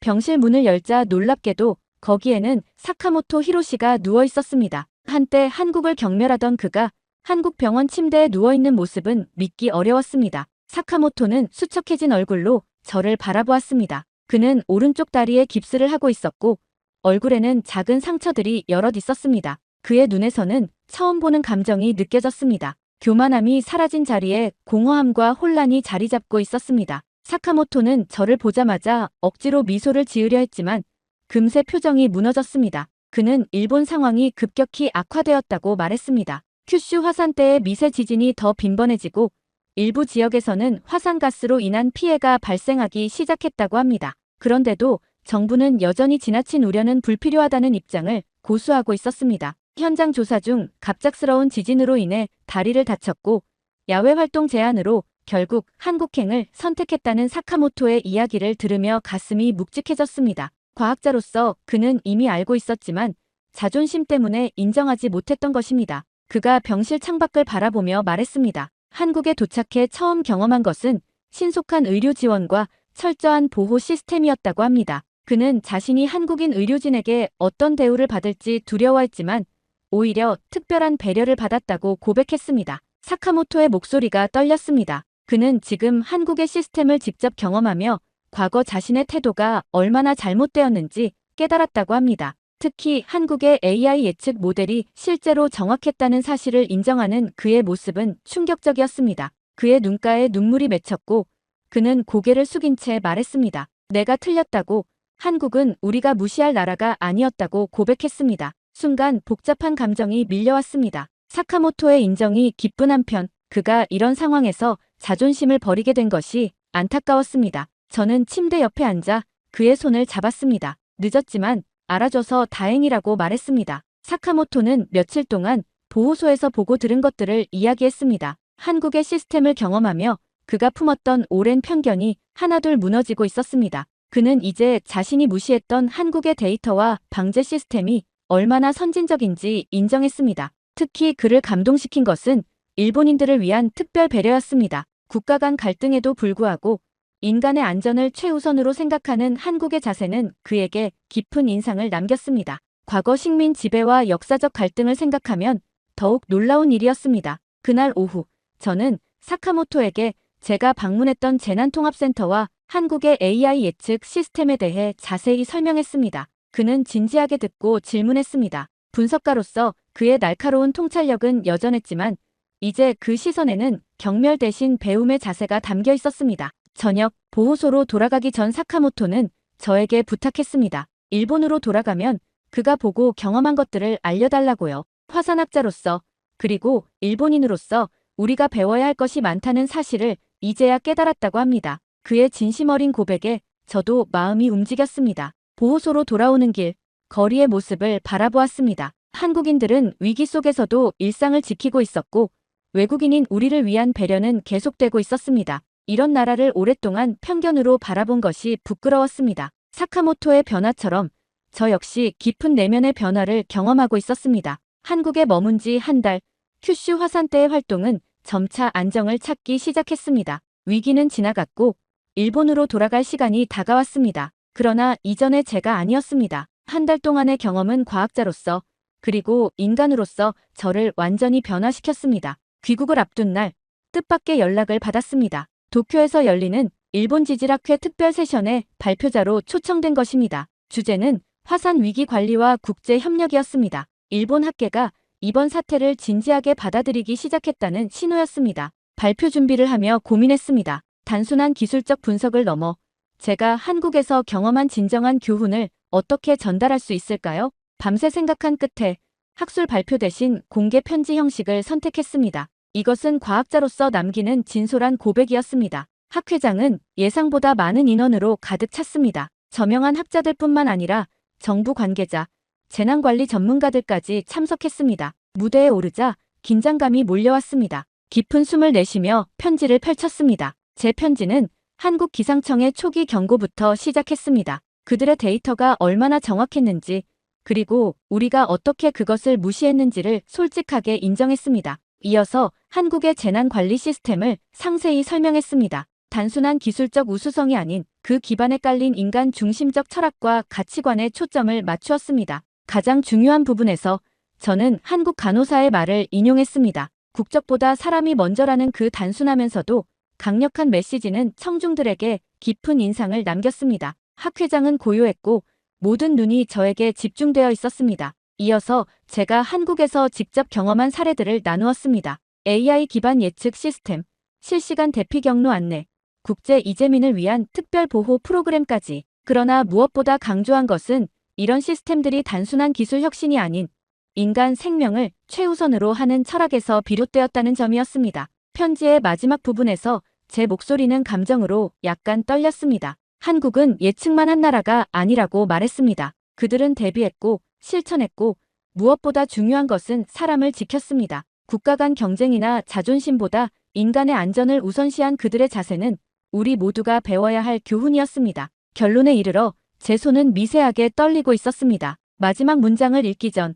청중을 바라보았습니다. 그들의 눈에서 변화의 가능성을 보았습니다. 그리고 조용히 말했습니다. 한국이 없었다면 우리는 지금 여기 없었을지도 모릅니다. 발표가 끝나고 기립박수가 이어졌습니다. 많은 동료 학자들이 눈시울을 붉히며 저에게 다가왔고 일부 정부 관계자들은 심각한 표정으로 메모를 하고 있었습니다. 변화의 바람이 불기 시작한 것 같았습니다. 무대 뒤편에서 사카모토를 만났습니다. 그는 이제 지팡이를 짚고 있었지만 눈빛은 이전과 달리 밝고 진실되었습니다. 그는 제 어깨를 두드리며 말했습니다. 이제 우리가 할 일이 많다고, 일본의 재난관리 시스템을 완전히 재구축해야 한다고요. 그날 저녁 호텔 창가에 서서 도쿄의 밤하늘을 바라보았습니다. 먼 곳 큐슈 방향으로 시선을 돌리며 생각했습니다. 자연의 경고를 무시한 대가는 컸지만 그 속에서 우리는 중요한 교훈을 얻었습니다. 국경과 편견을 넘어 인간의 안전과 생명을 최우선으로 하는 협력의 가치를요. 침대 옆 테이블에는 한국재난통합센터에서 선물 받은 작은 기념품이 놓여 있었습니다. 그것은 단순한 기념품이 아닌 새로운 시작의 상징이었습니다. 내일부터 저는 일본의 재난관리 시스템 혁신을 위한 긴 여정을 시작할 것입니다. 한국에서 배운 교훈을 바탕으로 사람을 중심에 둔 과학을 실천하기 위해서요. 정말 믿을 수 없는 일이 벌어졌습니다. 미국 고고학자가 발견한 한 유물로 인해 미국이 발칵 뒤집혔다고 합니다. CNN과 BBC 또한 이 사건을 중점으로 내보내고 있을 정도라고 하죠. 놀라운 건 그것이 700년 전 한국 왕실의 황금 유물이라는 사실입니다. 현재 한국 역사학자들은 긴급 출고까지 하고 있다고 하는데요. 이 모든 과정을 지켜보던 저명한 학자는 이렇게 이야기했다고 합니다. Database of like hundreds of thousands of sequences like this. 대체 무슨 일이 있었던 걸까요? 안녕하세요. 저는 존이라고 합니다. 미국의 평범한 고고학자이죠. 오늘은 제 인생을 완전히 뒤바꾼 그날의 이야기를 들려드리려고 합니다. 믿을 수 없는 한국 유물을 발견한 날을 말이죠. 그날도 저는 여느 때와 다름없이 발굴 현장에서 조심스럽게 흙을 털어내고 있었습니다. 그때 데이비드의 차가운 목소리가 등 뒤에서 들려왔어요. 쓸데없는 것에 시간 낭비한다는 비난이었습니다. 현장 책임자인 데이비드는 항상 저를 못마땅하게 여겼거든요. 제가 동양 문화, 특히 아시아 유물에 관심을 보이는 것이 그의 심기를 건드렸습니다. 그에게 고고학은 유럽과 중동 문명만을 다루는 학문이었으니까요. 특히 아시아, 그 중에서도 한국에 대한 그의 편견은 극도로 심각했어요. 한국은 그에게 역사적 가치가 없는 약소국에 불과했습니다. 한 번은 한국 고분 발굴 보고서를 보며 원시적인 문화라고 비웃던 모습이 생각났어요. 그의 시선이 등 뒤로 따갑게 느껴졌습니다. 저는 그의 편견에 반박하지 않고 묵묵히 작업을 계속했습니다. 그때였어요. 갑자기 손끝에 차가운 감촉이 느껴졌죠. 조심스럽게 흙을 털어내자 금빛이 반짝였습니다. 호기심에 더 집중해서 살펴보니 분명 인공물이었어요. 작은 황금 유물이 모습을 드러냈습니다. 섬세한 문양과 함께 이상한 기호들이 새겨져 있었죠. 가슴이 두근거렸습니다. 이런 유형의 유물은 이 지역에서 본 적이 없었어요. 데이비드를 불러 발견물을 보여주었습니다. 그는 마지못해 다가왔어요. 표정은 시큰둥했지만 유물을 보자 잠시 눈을 크게 떴습니다. 그러나 곧 무심한 얼굴로 돌아왔죠. 쓸모없는 아시아 잡동산이라는 그의 말이 날카롭게 꽂혔습니다. 만약 한국 물건이면 당장 갖다 버리라고 하더군요. 한국은 그에게 중국이나 일본의 그림자에 불과한 존재였으니까요. 그는 한국 문화가 독자적 가치가 없다는 편견을 노골적으로 드러냈죠.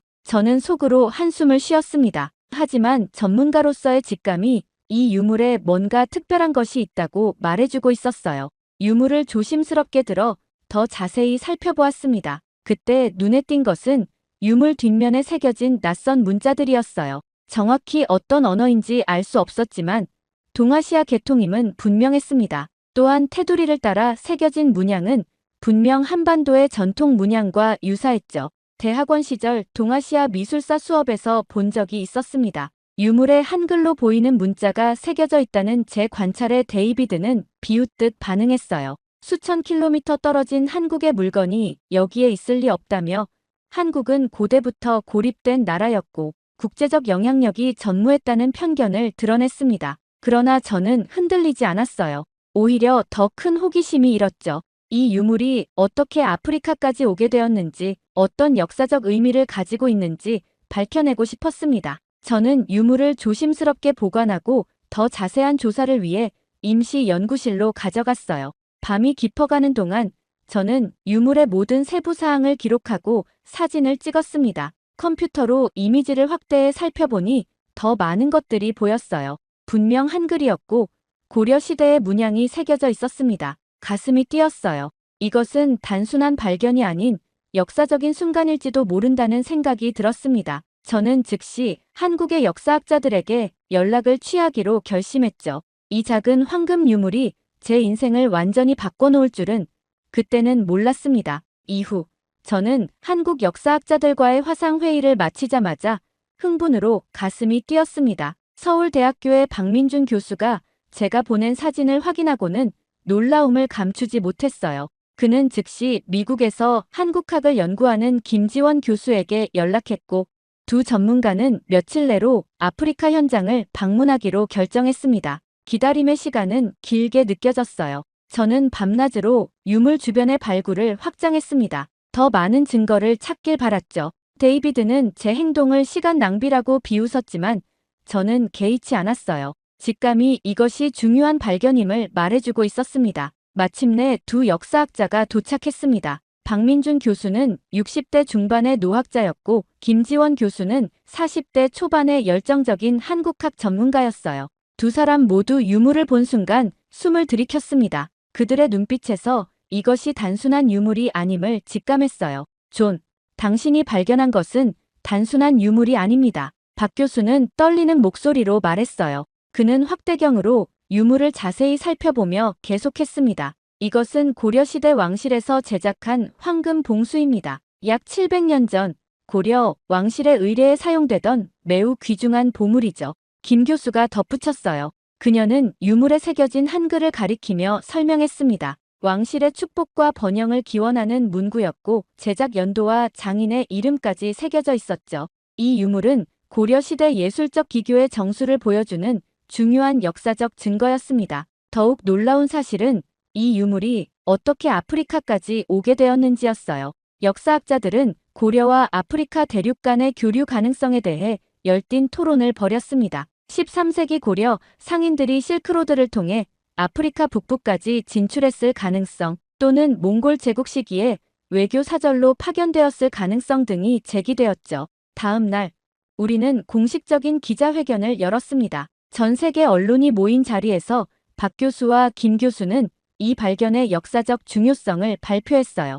고려시대 한국의 국제적 영향력과 문화적 교류를 재평가해야 할 증거라는 것이었습니다. 데이비드의 표정은 복잡했어요. 그는 회견장 뒤편에 서서 불편한 기색을 감추지 못했습니다. 한국 역사에 대한 그의 편견이 공개적으로 도전받는 순간이었죠. 데이비드는 여전히 이 발견의 중요성을 인정하지 않으려 했지만 이미 세계학계는 이 발견의 놀라움을 표하고 있었습니다. 발표가 끝난 후 CNN, BBC를 비롯한 주요 언론사들이 저와 두 교수를 인터뷰했어요. 유물은 즉시 특수 보관시설로 옮겨졌고 더 정밀한 분석을 위한 준비가 시작되었습니다. 저는 이 모든 과정 속에서 한국 역사의 깊이와 풍요로움에 점점 매료되어 갔어요. 다음 날 아침 일찍 깨어났을 때 제 휴대폰은 쉴 새 없이 울려댔습니다. 미국, 유럽, 아시아 전역의 언론사들이 인터뷰를 요청해왔어요. 어제의 기자회견 이후 우리의 발견은 전 세계 뉴스의 헤드라인을 장식하고 있었습니다. 침대에 기대 앉아 뉴스 앱을 열었죠. CNN의 특보가 가장 먼저 눈에 들어왔습니다. 700년 된 한국 왕실 보물이 아프리카에서 발견되다 역사를 다시 쓰는 놀라운 발견. BBC는 한국에 숨겨진 역사가 드디어 세계에 알려지다라는 헤드라인으로 저희의 발견을 소개했어요.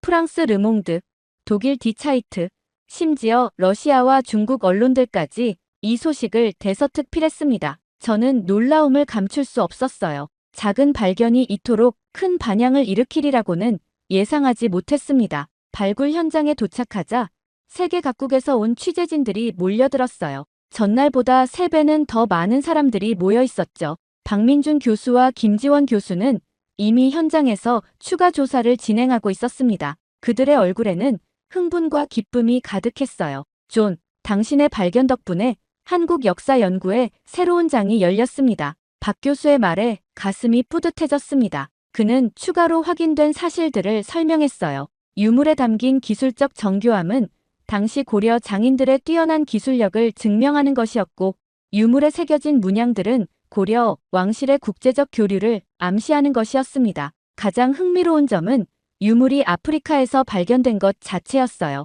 이는 13세기 동아시아와 아프리카 간의 교류가 우리가 알고 있던 것보다 훨씬 활발했음을 시사했습니다. 역사학자들은 실크로드를 통한 교역 경로를 재검토하기 시작했고 고려 상인들의 해상 무역로에 대한 새로운 가설이 제기되었죠. 소셜미디어에서도 이 소식은 폭발적인 반응을 얻고 있었어요. 트위터와 인스타그램에는 해시태그 한국보물 발견, 해시태그 고려왕실, 해시태그 역사재 발견 같은 해시태그가 트렌드를 장악했습니다. 전 세계 네티즌들이 한국 역사와 문화에 대한 관심을 표현하고 있었어요. 학계의 반응도 뜨거웠습니다. 하버드, 옥스퍼드, 소르본 대학의 역사학자들이 이 발견의 의미를 놓고 열띤 토론을 벌였어요.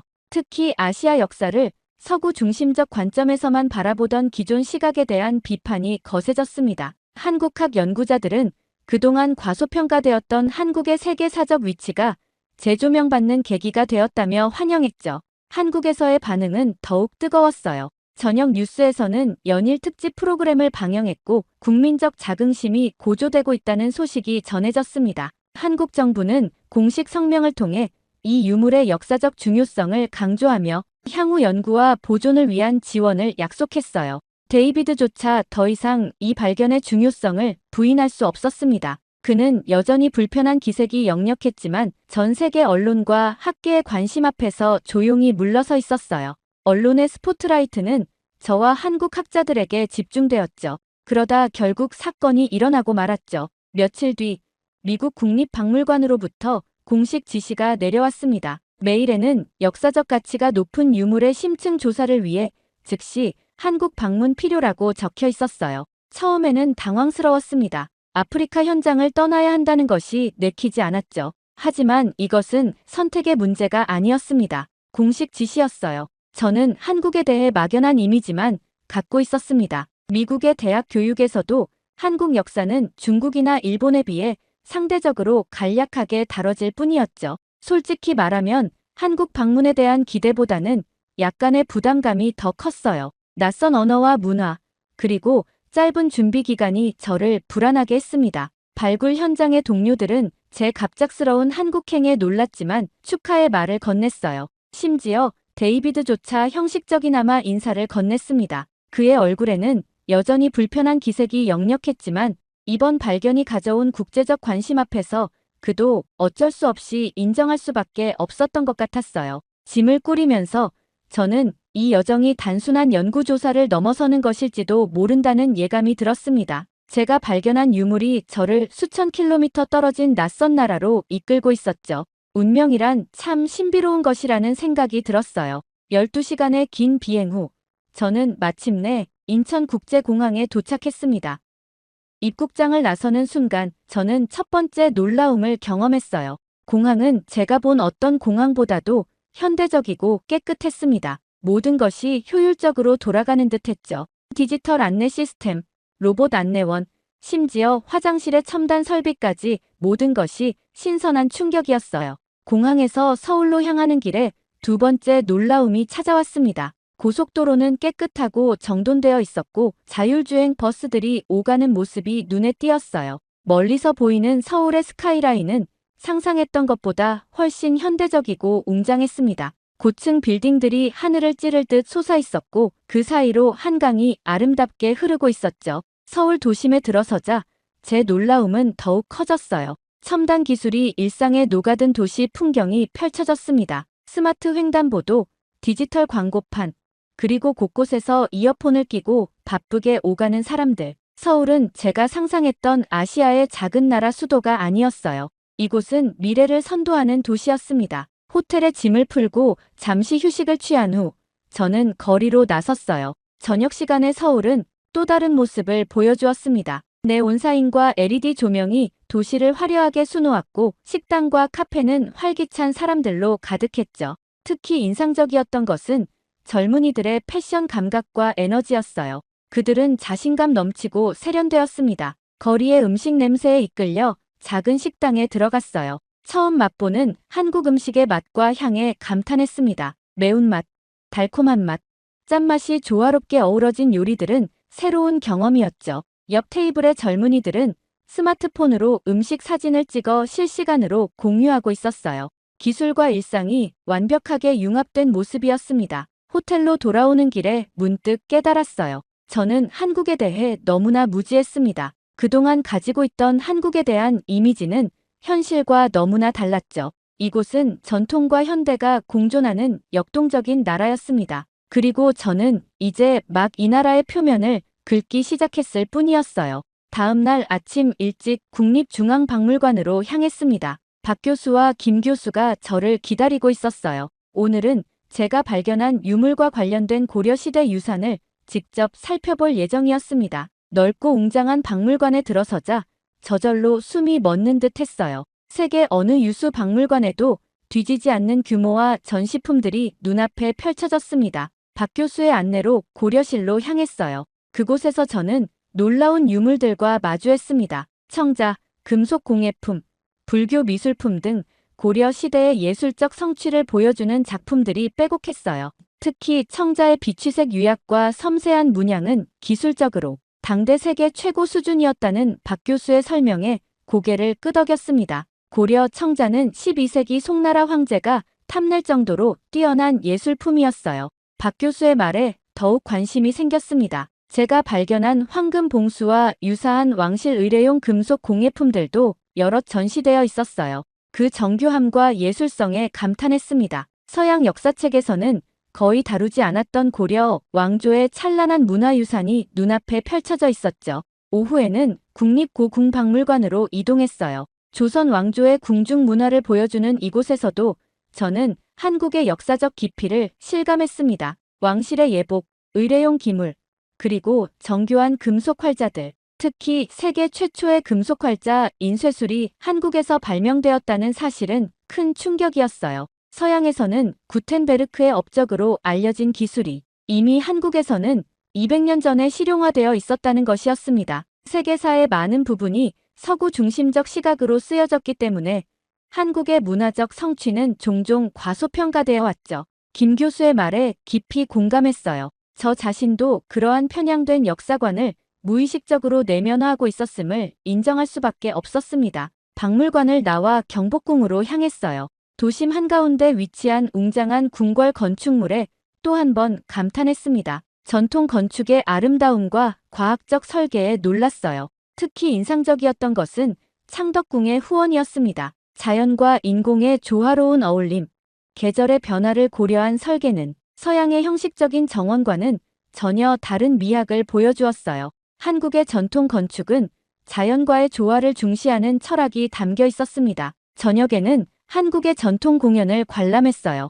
궁중음악과 무용, 판소리 등 다양한 전통 예술에 깊은 감명을 받았습니다. 특히 장구와 북, 검은고 등의 전통 악기가 만들어내는 소리는 서양 음악과는 전혀 다른 감성을 전달했어요. 수백 년 동안 이어져 온 예술 전통의 깊이가 느껴졌습니다. 이틀째 되는 날에는 국립과학박물관을 방문했어요. 여기서 고려와 조선시대의 과학기술을 확인할 수 있었습니다. 특히 세종대왕 시기에 만들어진 천문 관측 기구들은 당시 세계 최고 수준의 과학기술을 보여주고 있었어요. 물시계, 해시계, 그리고 세계 최초의 우량계까지 한국의 과학기술은 상상했던 것보다 훨씬 발전되어 있었습니다. 한국인들은 예로부터 실용적인 발명에 뛰어났어요. 특히 농업과 천문학 분야에서요. 박 교수의 설명에 더욱 흥미가 커졌습니다. 한국의 역사는 단순히 중국이나 일본의 그림자가 아닌 독자적인 문화와 기술적 성취를 이룩한 위대한 문명이었어요. 이것은 제가 그동안 알고 있던 세계사의 틀을 근본적으로 재고하게 만드는 경험이었습니다. 저녁 호텔로 돌아오는 길에 서울의 야경을 바라보며 깊은 생각에 잠겼어요. 고층 빌딩들 사이로 보이는 고궁의 모습, 현대와 전통이 조화롭게 공존하는 이 도시는 한국의 정체성을 그대로 보여주는 듯 했습니다. 과거의 위대한 문명을 계승하면서도 미래를 향해 나아가는 역동적인 나라. 저는 이미 이 나라에 깊이 매료되어 있었어요. 그렇게 한국에서의 일주일이 지나는 동안 저는 중대한 결심을 하게 되었습니다. 이 유물은 반드시 한국으로 돌아와야 한다는 확신이 들었어요. 이것은 단순한 고고학적 발견이 아닌 한국 역사의 중요한 조각이었습니다. 그리고 그 조각은 본래의 자리로 돌아가야 했죠. 미국으로 돌아온 저는 즉시 행동에 나섰어요. 먼저 미국 국립박물관에 제 의견을 공식적으로 전달했습니다. 처음에는 다소 냉담한 반응이 돌아왔어요. 유물의 소유권과 관련된 국제법적 문제, 학술적 연구의 필요성 등을 이유로 반환에 소극적인 태도를 보였습니다. 하지만 저는 굽히지 않았어요. 제 다음 행동은 학계에 호소하는 것이었습니다. 고고학 저널에 문화재 반환의 윤리적 당위성이라는 제목의 논문을 발표했어요. 이 논문에서 저는 한국 유물의 역사적 중요성과 문화적 맥락 안에서 연구되어야 하는 필요성을 강조했습니다. 예상보다 많은 학자들이 제 주장에 지지를 표명했어요. 세계 언론과의 인터뷰도 적극적으로 수락했습니다. CNN과의 특별 대담에서 저는 유물의 역사적 가치와 한국 문화유산으로서의 중요성을 강조했어요. 또한 문화재 반환이 국제사회의 윤리적 책임임을 역설했습니다. 이 유물은 한국인들의 정당한 유산입니다. 그것이 우연히 아프리카에서 발견되었다고 해서 그 본질이 바뀌지는 않아요. 한국의 역사와 문화는 너무 오랫동안 세계사에서 간과되어 왔습니다. 이제 우리는 이 오래된 불균형을 바로잡을 기회를 갖게 되었죠. 제 발언은 국제사회에 큰 반향을 일으켰어요. 유네스코는 성명을 통해 문화재 반환의 중요성을 지지했고 여러 국제 학술단체들도 동참했습니다. 특히 프랑스, 영국, 독일 등 과거 식민지 시대의 문화재 반환 문제로 고민하던 국가들의 지지가 이어졌어요. 한국 정부도 적극적으로 나섰습니다. 외교부를 통해 공식적인 반환 요청을 미국 측에 전달했어요. 대통령이 직접 나서서 한국 문화유산의 귀환은 단순한 물건의 이동이 아닌 역사적 정의의 회복이라고 언급했습니다. 전 세계 한국인들도 SNS를 통해 반환 운동에 동참했어요. 예상치 못한 지지는 아프리카 국가들에서도 나타났습니다. 유물이 발견된 지역의 정부는 역사적 문화재는 그 문화적 뿌리가 있는 곳으로 돌아가야 한다는 입장을 표명했어요. 이는 아프리카 국가들 역시 과거 식민지 시대에 유출된 자국, 문화재의 반환을 희망하는 상황과 맞닿아 있었습니다. 학생들의 움직임도 활발했어요. 미국과 유럽의 여러 대학에서 한국 유학생들을 중심으로 문화재 반환 지지 서명 운동이 벌어졌습니다. 이 운동은 곧 일반 학생들까지 확대되었고 캠퍼스 내 문화재 정의 모임이 결성되기도 했어요. 데이비드조차 입장을 바꾸었습니다. 그는 학술지에 기고한 글에서 아시아 문화유산에 대한 서구의 편향된 시각을 재고해야 할 때라고 밝혔어요.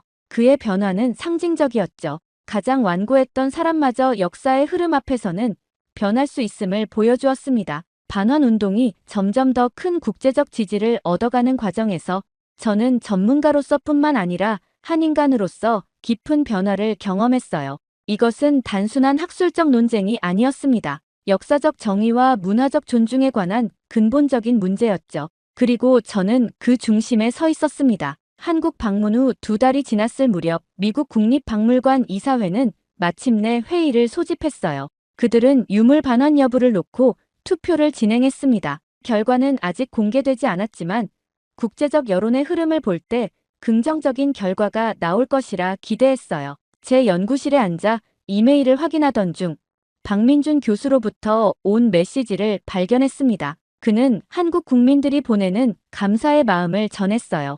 또한 유물 반환이 성사될 경우 서울에서 열릴 특별 환영식에 저를 초대한다는 내용도 있었습니다. 그리고 마침내 그날이 왔습니다. 미국 국립박물관은 한국 유물의 영구 반환을 공식 발표했어요. 저는 보물과 함께 한국으로 향하는 비행기에 올랐습니다. 비행기 안에서 유물을 바라보며 가슴이 벅차올랐어요. 우연히 시작된 이 여정이 이제 의미 있는 결실을 맺고 있었습니다. 인천공항에 도착하자 문화재청 관계자들과 박물관 학예사들이 마중 나와 있었어요. 간소하지만 정중한 환영식이 공항 VIP룸에서 진행되었습니다. 문화재청장이 직접 감사의 인사를 전했고 저는 유물의 안전한 귀환을 위해 노력해준 모든 이들에게 고마움을 표했어요. 국립중앙박물관으로 향하는 길에 여러 생각이 교차했습니다. 발견부터 귀환까지 짧지만 강렬했던 여정이 주마등처럼 스쳐 지나갔어요. 차창 밖으로 보이는 서울의 풍경이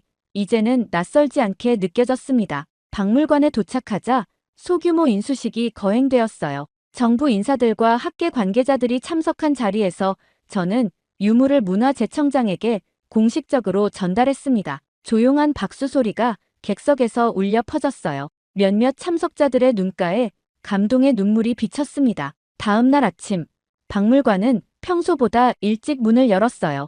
귀환한 유물을 보기 위해 많은 시민들이 차분히 줄을 서 있었습니다. 그들의 표정에서 진지함과 자부심을 읽을 수 있었어요. 노부부가 손주에게 유물의 의미를 설명하는 모습, 대학생들이 메모를 하며 유물을 관찰하는 모습이 인상적이었습니다. 언론의 관심도 뜨거웠어요. 주요 신문들은 일제히 일면에 유물 귀환 소식을 실었고 텔레비전에서는 특집 다큐멘터리를 방영했습니다. 그러나 축제 분위기라기보다는 역사적 의미를 되새기는 차분한 톤이었어요. 한국인들은 감정을 과하게 표현하지 않으면서도 깊은 자긍심을 느끼고 있었습니다. 박민준 교수가 저를 저녁 식사에 초대했어요. 그는 한국인들의 마음을 대변하듯 진심 어린 감사를 전했습니다. 우리 역사의 한 조각을 되찾는데 도움을 주셔서 정말 감사합니다. 이것은 단순한 유물의 귀환을 넘어 우리 문화에 대한 국제적 인식을 높이는 계기가 되었습니다. 식사를 마치고 호텔로 돌아오는 길에 한 중학교 앞을 지나쳤어요. 게시판에 우리 문화재 환영 글귀가 보였습니다. 작은 표현이었지만 그 속에 담긴 진심이 느껴졌습니다. 다음 날, 저는 박물관에서 열린 소규모 학술 세미나에 참석했어요. 한국의 역사학자들과 고고학자들이 모여 유물의 역사적 의미와 향후 연구 방향에 대해 토론했습니다. 학문적이고 진지한 분위기 속에서도 그들의 눈빛에서 자부심을 느낄 수 있었어요. 귀국을 하루 앞둔 저녁, 문화재청에서 작은 만찬이 열렸습니다. 그 자리에서 저는 문화재 보호 공로로 감사패를 받았어요. 화려한 행사는 아니었지만 그 속에 담긴 한국인들의 진심 어린 감사가 가슴에 깊이 와닿았습니다. 그렇게 미국으로 돌아온 지 한 달이 지났습니다. 캠퍼스의 일상으로 복귀했지만 제 마음은 여전히 한국에 머물러 있었어요. 연구실 벽에는 한국에서 찍은 사진들과 한글로 된 달력이 걸려 있었습니다. 책상 위에는 한국어 교재가 놓여 있었죠. 저는 매일 아침 한국어 공부로 하루를 시작했어요. 대학에서는 제게 한국 역사와 문화에 관한 특별 강의를 개설해달라는 요청이 들어왔습니다. 처음에는 주저했지만 한국의 역사와 문화적 가치를 더 많은 사람들에게 알릴 수 있는 기회라고 생각했어요. 강의실은 항상 학생들로 가득 찼고 그들의 눈에서 한국 문화에 대한 호기심과 관심을 볼 수 있었습니다. CNN과의 특별 인터뷰에서 저는 한국에 대한 제 변화된 시각을 솔직하게 이야기했어요. 한국은 위대한 역사와 문화를 가진 놀라운 나라입니다. 오랫동안 서구 중심적 역사관 속에서 제대로 평가받지 못했지만 한국 문명의 깊이와 독창성은 세계 어느 문화에도 뒤지지 않아요. 저는 그동안의 무지를 부끄럽게 생각합니다. 데이비드와도 화해했습니다. 그는 저에게 찾아와 자신의 편견을 인정했어요. 우리는 함께 한국학 연구 프로젝트를 기획하기 시작했고 그 역시 한국 역사에 대한 관심을 키워가고 있었습니다. 한국국립중앙박물관에서 객원연구원 제안을 받았을 때 저는 망설임 없이 수락했어요. 6개월간의 연구 기회는 제 학문적 여정의 새로운 전환점이 될 것 같았습니다. 학과장은 제 결정을 적극 지지해 주었고 동료들도 진심 어린 축하를 보내주었어요. 출발 전날 밤, 저는 제 아파트 베란다에 앉아 밤하늘을 바라보았습니다. 한 달 전, 아프리카 발굴 현장에서 우연히 발견한 작은 유물이 제 인생을 완전히 바꿔놓았다는 사실이 믿기지 않았어요. 때로는 가장 작은 발견이 가장 큰 변화를 가져온다는 진리를 다시 한번 깨달았습니다. 다음 날 비행기를 타기 위해 짐을 정리하면서 제 마음은 이미 서울로 향해 있었어요. 책장에서 한국 역사책을 꺼내 가방에 넣으며 생각했습니다. 이것은 단순한 연구 여행이 아닌 제 삶의 새로운 장을 여는 여정이었죠. 서재 벽에 걸린 유물 사진을 바라보며 미소 지었어요. 그 작은 황금 조각이 저에게 가르쳐준 것은 단순한 역사적 사실이 아니었습니다. 다른 문화를 진정으로 이해하고 존중하는 마음, 그리고 편견 없이 세상을 바라보는 시선이었죠. 저는 이제 한국과의 인연을 더 깊게 이어가고 싶었습니다. 그리고 그 여정은 이제 막 시작되고 있었어요.